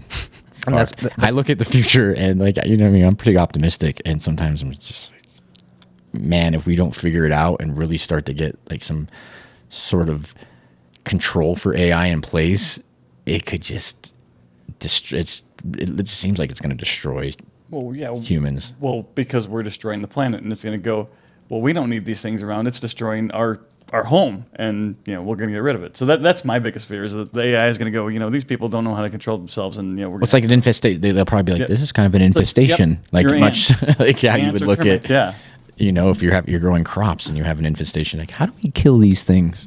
Do we need to kill them all? Maybe not, but we should probably kill most of them. Maybe like some of them have some use to us. We were talking about consciousness earlier, and like this AI. Have you guys seen that Black Mirror episode where they essentially take people who are dying and put them into this virtual world with their consciousness? That'd be something kind of neat. You essentially can live on forever. And you Juniper. Juniper. You can select kind of the time frame in which you want to live, which is kind of what you're talking about. I just thought it was really an interesting thought. But do you really want to live forever? Right.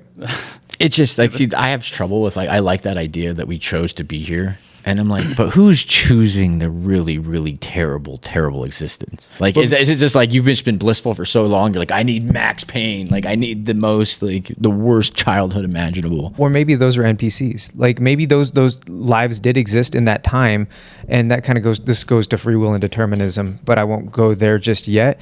But maybe all of this already existed. Right. And then you were like, I want to be in that life. And so you go into that life, but everything around you, all the parameters are exactly the same. And then you just exist in that life. So like there was the original thing. And then like there was going back to the original. Like there was an OG, like Adam before this all happened. But like the whatever I am, whoever I am, whatever soul I am, isn't actually Adam. I'm just inhabiting it to experience this. This is Roy. So it's like, he's off the grid. He doesn't have a social security card. But then you're saying that you could have taken Adam wherever, like you just set up the initial conditions, and then free will comes into play, or you get to choose, or you just maybe I can't. Maybe or is it just a movie? Maybe it's just a movie, and you're just watching it. Like consciousness doesn't actually exist. What being a person is just your ability to witness, like an entity in first person. Like you're experiencing it, because you're really just watching yourself as a decision maker. Yeah, because that's all you're doing is just making decisions. But it doesn't make it feel any less real. So even though it had already happened, and you are experiencing a determinism that's not free will, like knowing that you go into the simulation as that person that already lived this life and existed and lived and died and loved and ate and shit and fucked, like you already know that whole story's been done, but you didn't watch it. You just like do this basically on the map in like a year, and you go, I'm going to be that guy. So you don't really know what's going to happen. You just kind of set like Colorado 19, and let's see what happens. And then you go in there, your memory's wiped, and then you experience what their life was like throughout the whole thing. And you think that you're in control while it's happening. Sure. You're like, oh, I made that decision. And because, the weird thing is in life, you ever watch yourself do something knowing you shouldn't be doing it, and you just make that decision anyways, and it's like you don't have control. Like I do it in poker games sometimes. You're like, this is a bad idea. Why am I doing? Like, why am I playing this hand? This isn't going to work out well, and then it does it, and you're like, you're an idiot. Why did you do that? You knew not to do it. It's like you honestly. It's like I couldn't stop myself. I think that comes back to... I've had like look at drug addicts. There has to be like some time when they're like getting their drugs and they're like, I shouldn't be stealing this catalytic converter. Like I shouldn't be paying this dude for this meth. I shouldn't be putting this in this pipe. And then they're doing it anyways because they're addicted and they can't stop. I think that comes back to somewhat of your... you have 60,000 thoughts a day, and if you don't control them, then your body starts automatically controlling your brain. We've all had that happen. It happens when you're sober, not necessarily when you come home and you live in Adam Pile, I'm sorry, Pile of Kyle. Pile of Kyle, sorry. It rhymes. That's the beauty of it. Sorry, Pile of Kyle. But it's you drive home from the store and you're like, how the hell did I get home?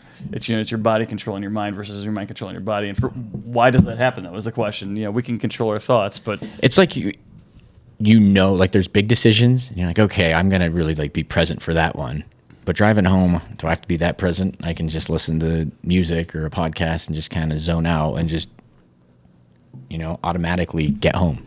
It's interesting. But what's crazy about that is every decision in our life can completely change the path of our life. So you're not paying attention to stop sign and missing it, or taking a right instead of a left because you're actually paying attention. Maybe that's a better way to go. Do you ever like just want to test free will? Do you ever have those days where like, I'm going a different way home? But how today. can you? Like, I'm going a different way home today. But what if in the original conditions you did that? I get it. Yeah. Because it's like the butterfly effect, and that's chaos theory in effect, right? It's just like any like different variable, right? And any change to that variable can affect anything and everything. But it's like if it already happened and it's already like the ink is dry and the cement is set, then even if I'm like, I'm just going to, rip my tongue out, like you said, and then that's just the end of our friendship. Like if I just rip my tongue out, but what if I had that initial impulse? Yeah, like you could go over there and grab a knife and cut your tongue out of your face if you wanted to. Yeah, whatever. But like, what if originally like that was what I was meant to do the whole time because I had this like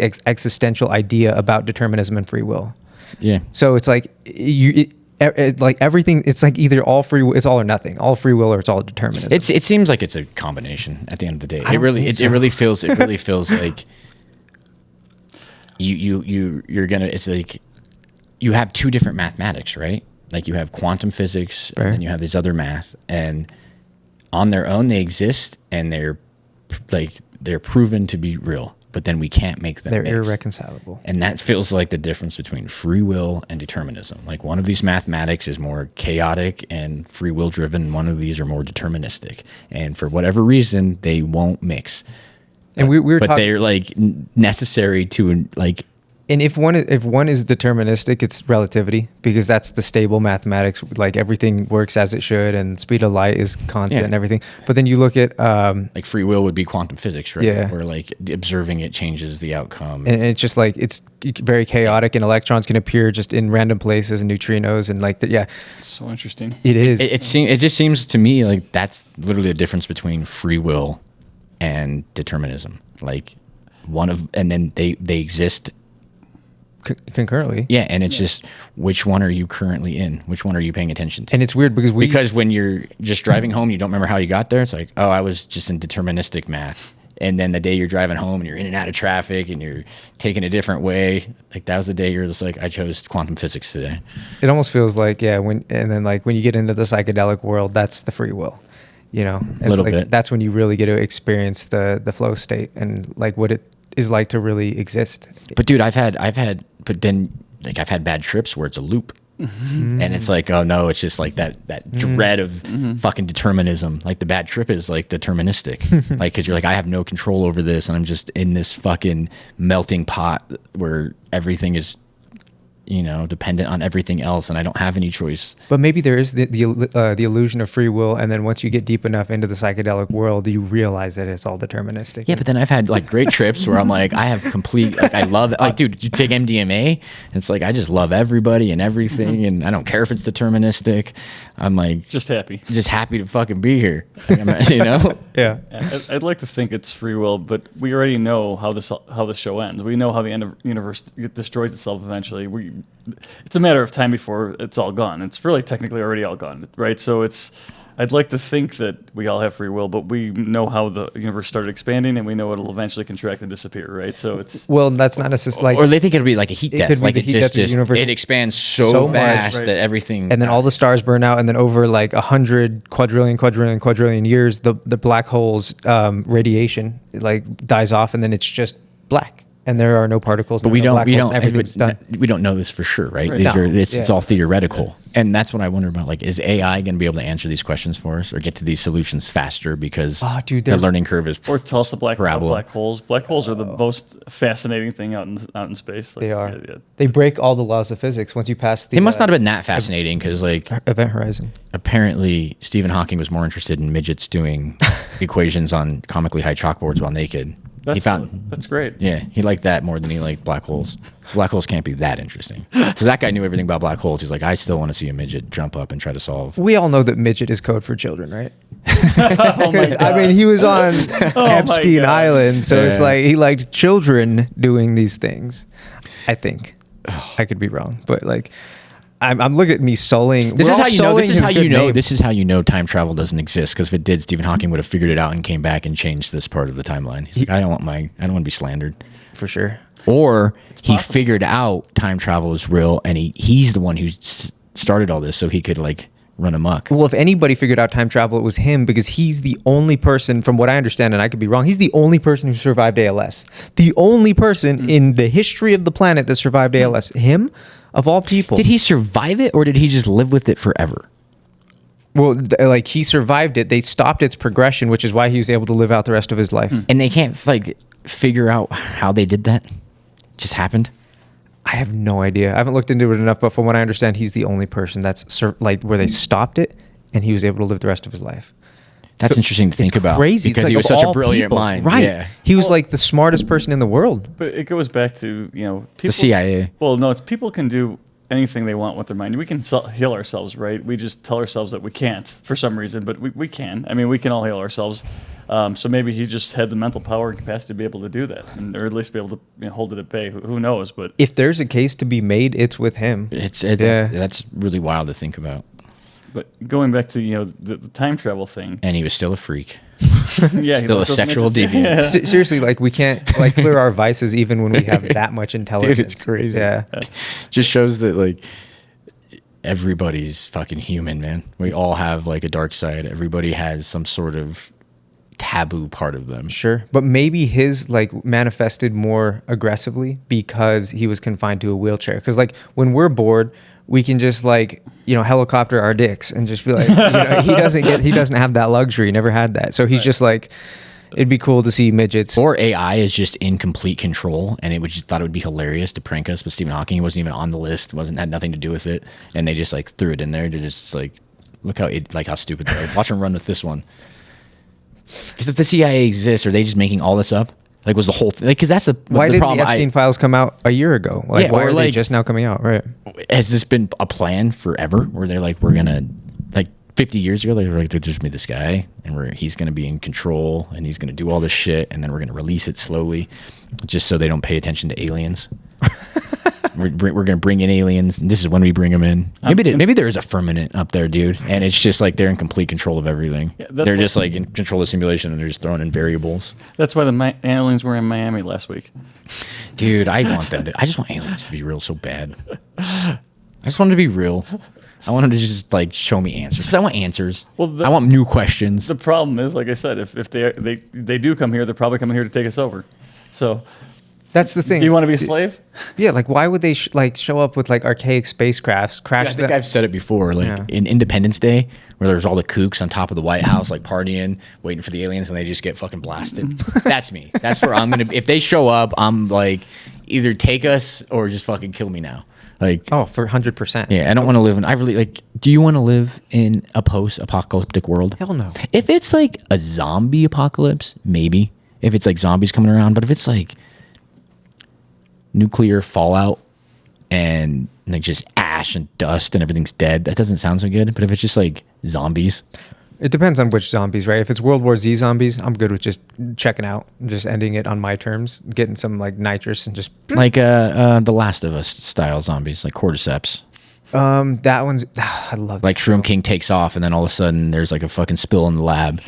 Such a good show. I was thinking more of The Walking Dead. Like if they're like just pretty docile, slow and like incompetent, then I'm cool with that. Just blast zombies for the rest of my life. That'd be fun. Hope you don't become one, and if you do, all right, whatever. Mindless that's zombie. like. Yeah. New game. Yeah. Seems like the easy like mode. Yeah. Yeah.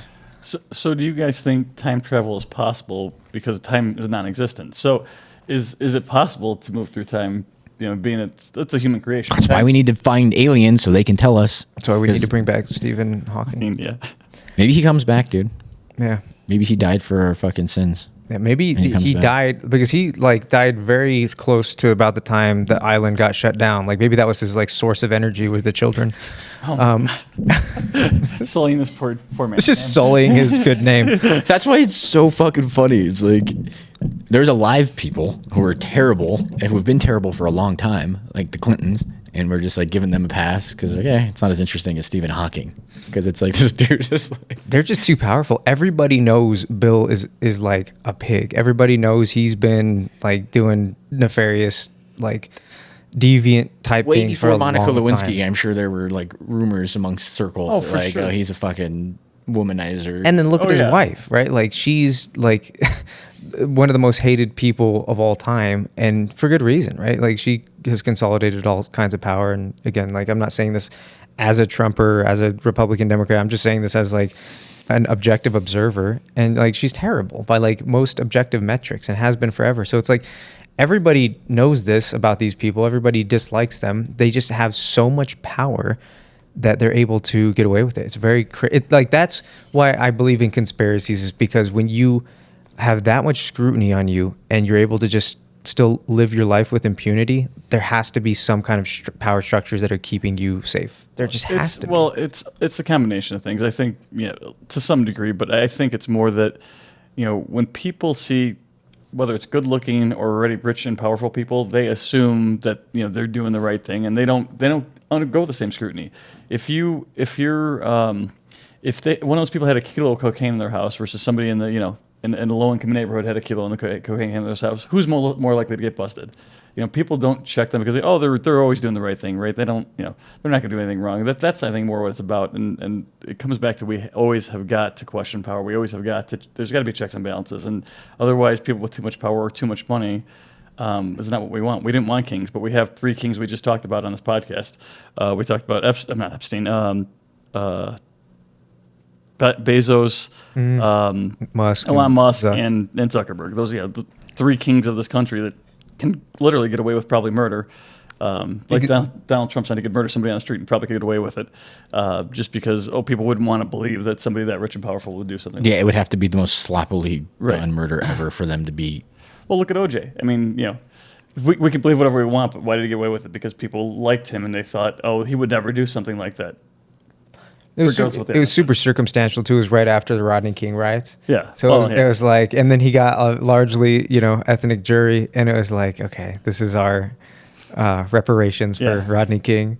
And then he gets off, and then he starts writing books like If I Did It. And then like committed other crimes and ended in jail anyways. For There's one video out there of like they're doing a documentary or like some news program is talking about him, and she goes, and I don't know if, and she's like the journalist or the anchor, and she goes, and this was his idea of a joke, but we caught him doing this, and they open a door and he's got a knife or like a fake plastic knife, and he starts doing this to her and the cameraman.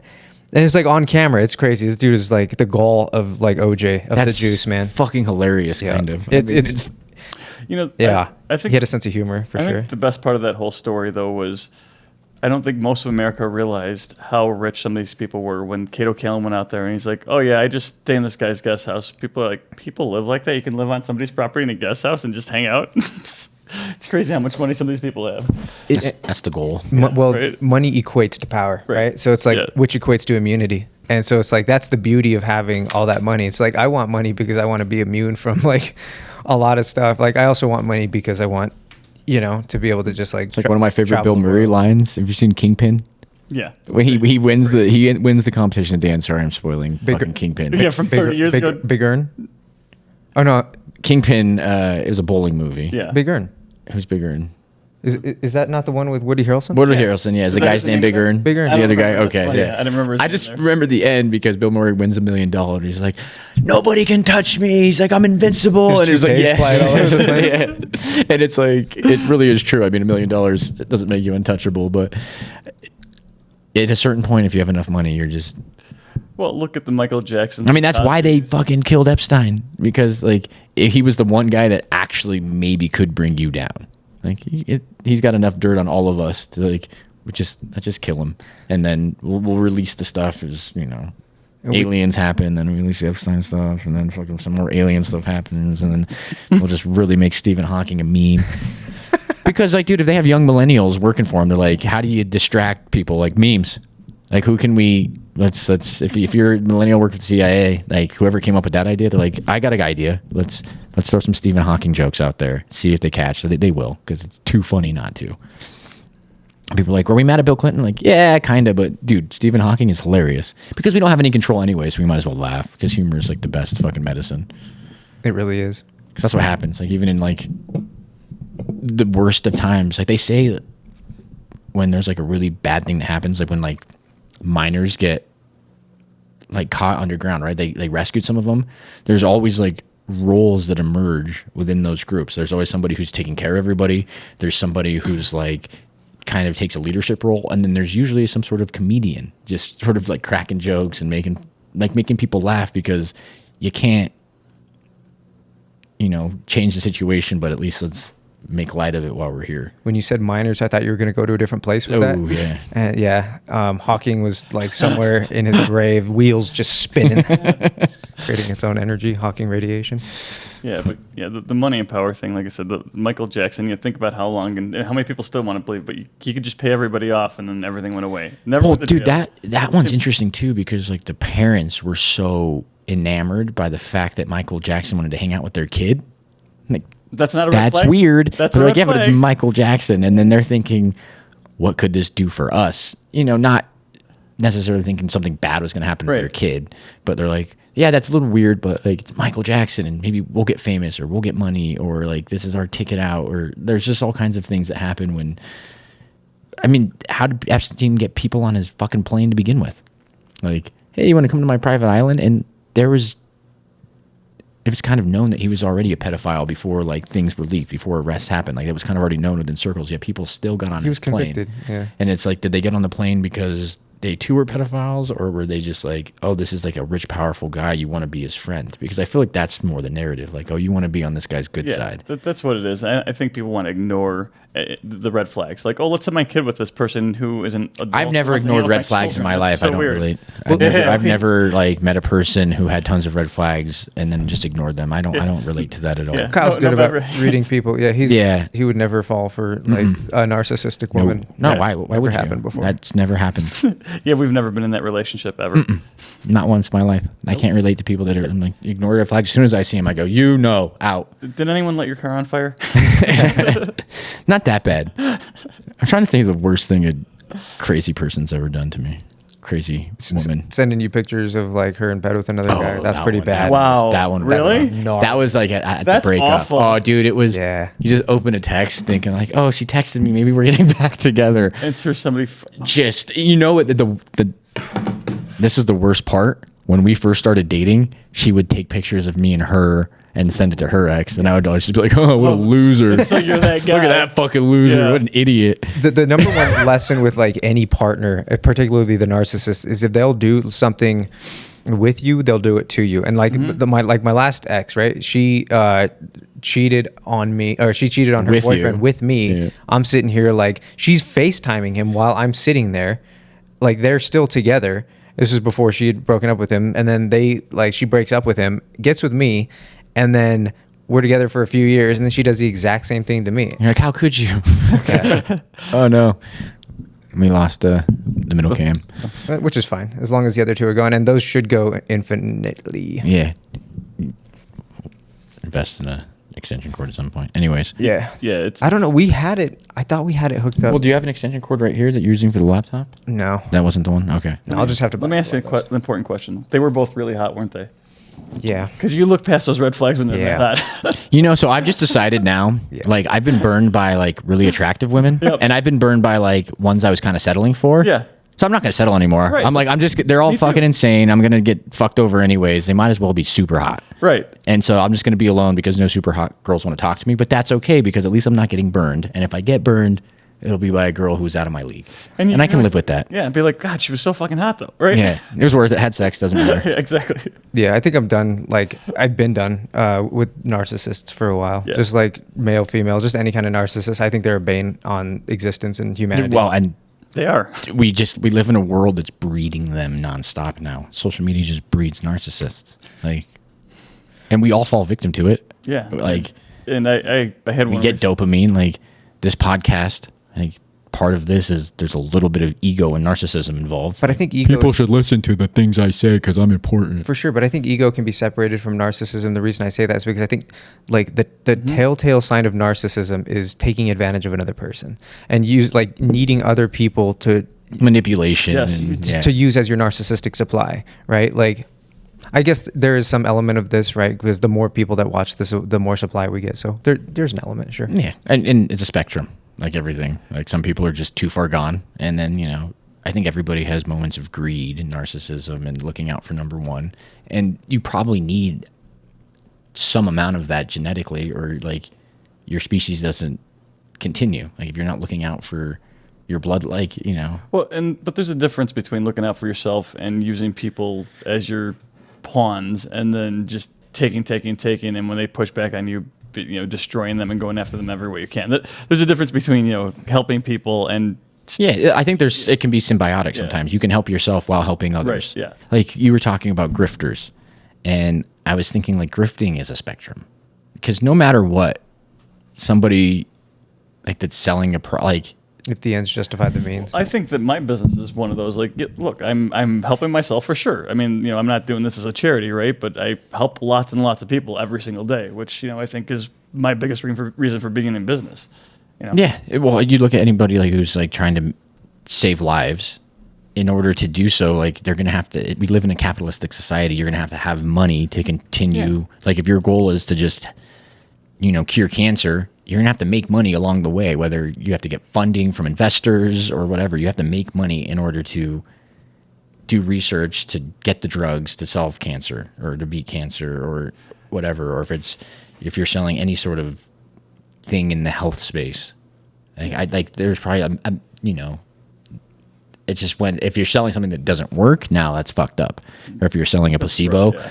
that's fucked up. But if you're selling something that actually is helping people, and you get a gain from it too, I see nothing wrong with that. But what if you're misleading people and like you're saying like it's like the classic snake oil salesman. This is going to help you, and maybe it helps some people because it's a placebo and they take it and their anxiety alleviates and like, oh my god, this is actually working. It is working for some people, but it's not like the panacea that was advertised. That's my sort of like contention with those grifters is they're promoting the stuff that they know is mostly bullshit or at least partially bullshit, and maybe it helps some people, but they're also enriching themselves in the process. And is it truly selfless? Fuck no. Yeah. I don't know. That's fraud. Yeah, right. But Feels I feel fraudulent. like there's not that many truly selfless endeavors in life. Oh, dude. The problem with the truly selfless endeavors, because there are plenty of them, and your sister works for one of them, and she's a part of that selfless process. And there are a lot of selfless people. The problem is that they don't advertise themselves, so they go under the radar, right? And so they're just not loud, and like so it feels like everybody's in it for themselves, but that's not the case. It's just the people that aren't are just less obnoxious and in your face about their existence. And I want to turn this conversation a little bit because I think about employees, right? So because Jeff Bezos pays his employees so little, is he a narcissist? Because for me as an employer, like I do have part-time employees, and I would never start anybody less than what I perceive the minimum wage to be right now, which is $25 an hour, right? So, but I don't know what they start, $16, $15 an hour for people. That's not a livable wage. So are those employers, are those CEOs, are all they narcissists? I mean, in theory they are, because they really are just taking advantage of people. They're not paying them a livable wage. They're exploiting labor. They don't have a real business. And that's where the ethical question comes into play, because and they are, right? Like objectively at this moment in time, but if they see that their efforts 20 years, 100 years down the road are going to benefit like billions rather than the millions that they're taking advantage of, then did they make the ethically correct decision given all of the information that they had at that time, right? Like, and I say that as like a devil's advocate position, just because I tend not to love those guys that consolidate all the wealth and power, but just kind of thinking on their behalf, because actually Musk and Zuckerberg both have like my same personality type. Yeah. So I'm just like, I wonder if they're just like the ends will justify the means. And Do you know have you ever taken the Myers-Briggs personality test? We were talking about this last time, I think. I was It's been a asking while, him and about I it. should have Yeah. retaken it before we did this podcast. I thought about asking you. You should have. I totally forgot, but it's been a long time. I know I'm an extrovert, but I don't remember the other letters because we talked about that, and he guessed mine. So I'm going to do it this week now, so I can figure it out. I got ENTP vibes from him. Okay. Do you get that too? What do you got from him? Because all day. ENTP could be, and if you're into psychedelics, you're almost guaranteed to be. And philosophy all You're day. almost guaranteed to be like an N personality because Yeah. you like to think like deeper meanings. And then I don't get like super feely. Like I get very logical. So I got the ENT for sure. And then like entrepreneurial spirit, like maybe a little bit less organized, but very like adaptive. And ENTP, it's got to be. Take it. Let us know. Sure. I will. That describes me very well, though, so it's probably accurate. Yeah, this is the vibe that I got for sure. You read people very well, like I do. So Well, I literally got Sometimes my I'm way cognitive off. function stack tattooed on Oh, my that's knuckles cool. because for me it's just a reminder of like You got that yesterday, right? day before. 2 days ago. Yeah. It's just to like lean into your strengths and understand your weaknesses, and helps you navigate. When you know how your brain works, it helps you navigate your life, and it helps you want to work on things that you're not good at and get better at the things you already are, proficient at. And then it's fun to just psychoanalyze people. It's fun to just a lot of fun. I want to know, like, how did you think, like, why are you thinking what you think? Like, how did you get there? Because sometimes people have ideas that are so different than mine, and to me it seems wrong, but I'm like, but if I can like trace it back to how you got there, it sheds light into how like maybe you're right or something, or maybe I've been thinking about things wrong. Well, and I think that hits on a huge point that we're missing as a society in general is instead of disagreeing and being angry, ask more questions and help yourself understand why people feel differently than you. And that's the biggest thing. That's the biggest problem we have right now. We want to stay in our camp and we're always right versus, hey, why do you feel that way? Let's talk about this. Explain to me why you got that conclusion. I like being right so much that I also like being wrong a lot, because every time I'm wrong, I get closer to a right answer. That's right. And it's like I have and then if I'm like pretty sure about something, like I go into that camp where like as far as I know, all the evidence and anecdotal experiences that I've had in my life prove that this is right. But if you can make me feel like it's wrong, then I have to reevaluate. And I'll listen to what you say. And if you have logic and reason and it makes sense, then I can add that into like the information that I have and tailor that perspective a little bit. And a lot of people, they don't want to. It's just easier to like, nope, religion solves all my ethical and moral dilemmas. Like that solves it all. It solves what happens when I die. And now all I have to do is just like go to work and have kids. And well, we've spoken about this forever, but like I think a lot of it is like if you are gonna gaslight yourself and be delusional, then you kind of have to do that in a lot of aspects of your life, because the second you start being honest with yourself, then that starts opening doors into these other areas. That's accountability arenas, right? Accountability is hard for a lot of people. That's why people cling to victim mentalities, because once you have to be accountable about this thing that you did wrong, you have to start looking at all the other shit you've done wrong. And like for me, that was sobriety. When I quit drinking, like for so long you wanted to blame alcohol and all these problems, and then you have to look in the mirror every day and go, uh-oh, like I've been the one that's been shooting myself in the foot every day. I've been the one in my own way. Yeah. And there's elements of other, things happen that are out of your control, but they happen, and then you have to take control. And it's hard to get to that point.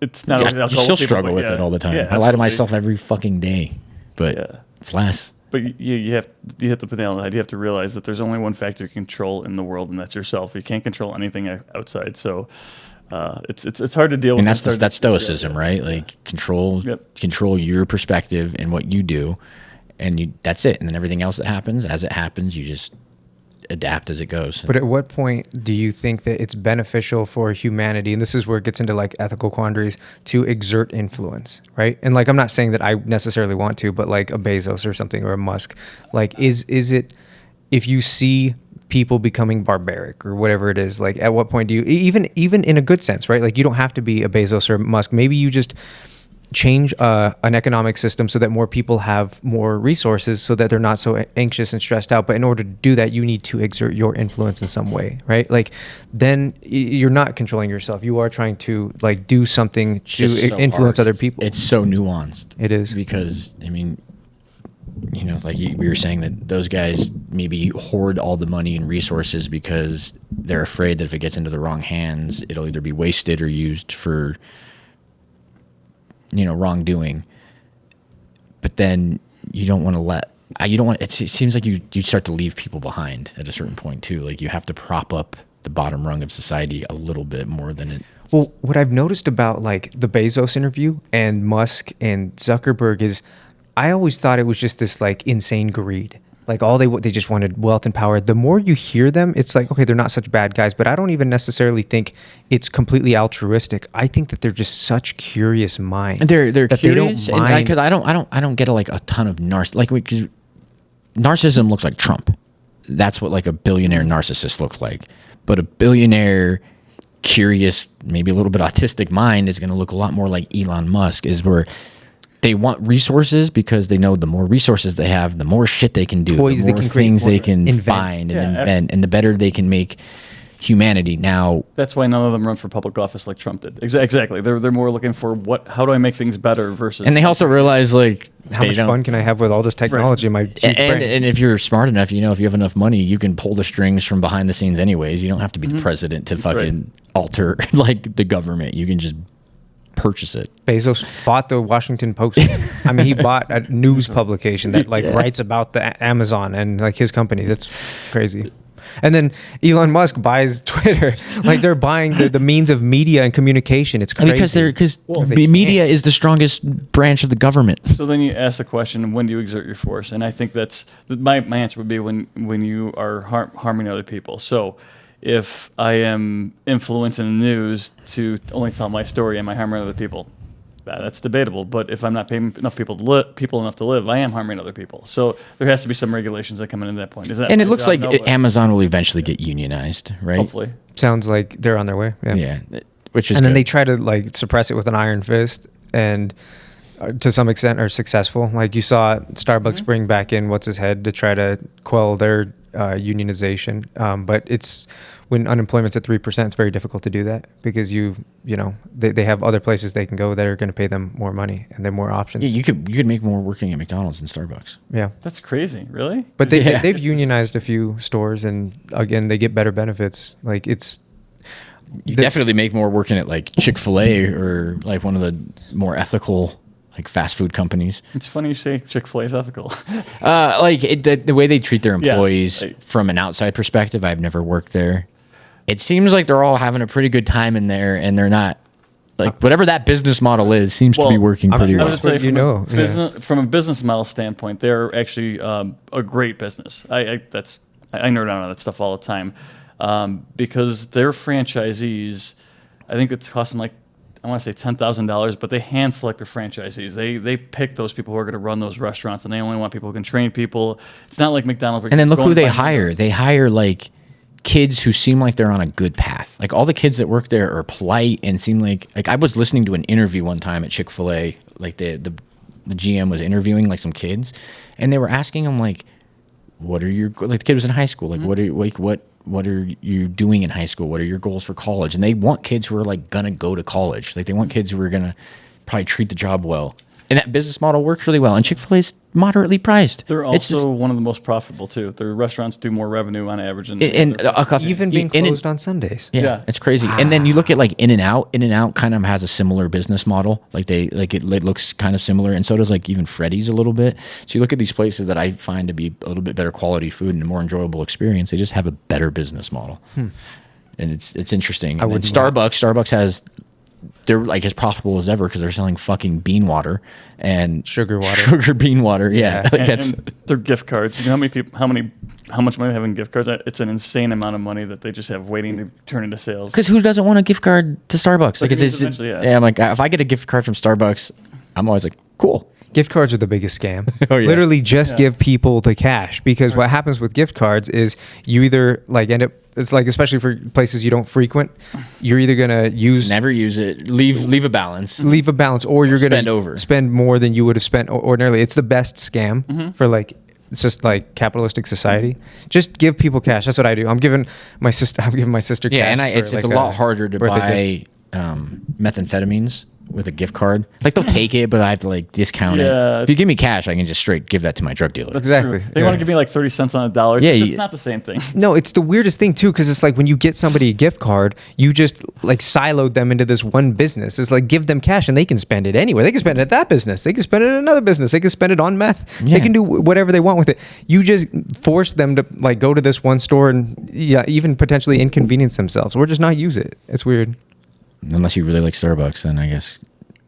Dude, there are people that are. I mean, they're addicted to that. I had a problem with the chai tea for a while. I still give in occasionally, but I've been better. I've been drinking. Oh, I meant to bring that downstairs. I've been drinking like a, non-sugar. You tea. reminded us to drink. Well, guys, this has been a pretty good time. What? Shout out your business again. That's fun. Again, I'm Jose Trejo with Shroom King Denver. If anyone listens to this podcast, I am offering a 10% discount. To just tell me podcast as the code. So for anybody listening to the podcast, but yeah, we will always have multiple species in stock as well as multiple strains. Where do they reach you on Instagram? On Instagram at shroom_king_Denver, or just give us a call at 720-799-3787. And I'll put that information in the details, Thank you. Sweet. in the description. We got anything else? I think we're good. Does that cover everything? No. Covers about like Thank a you guys tenth of everything, but yeah. Thank you guys for having me on the show. I appreciate it. Yeah. Thank you for coming on, man. I appreciate it.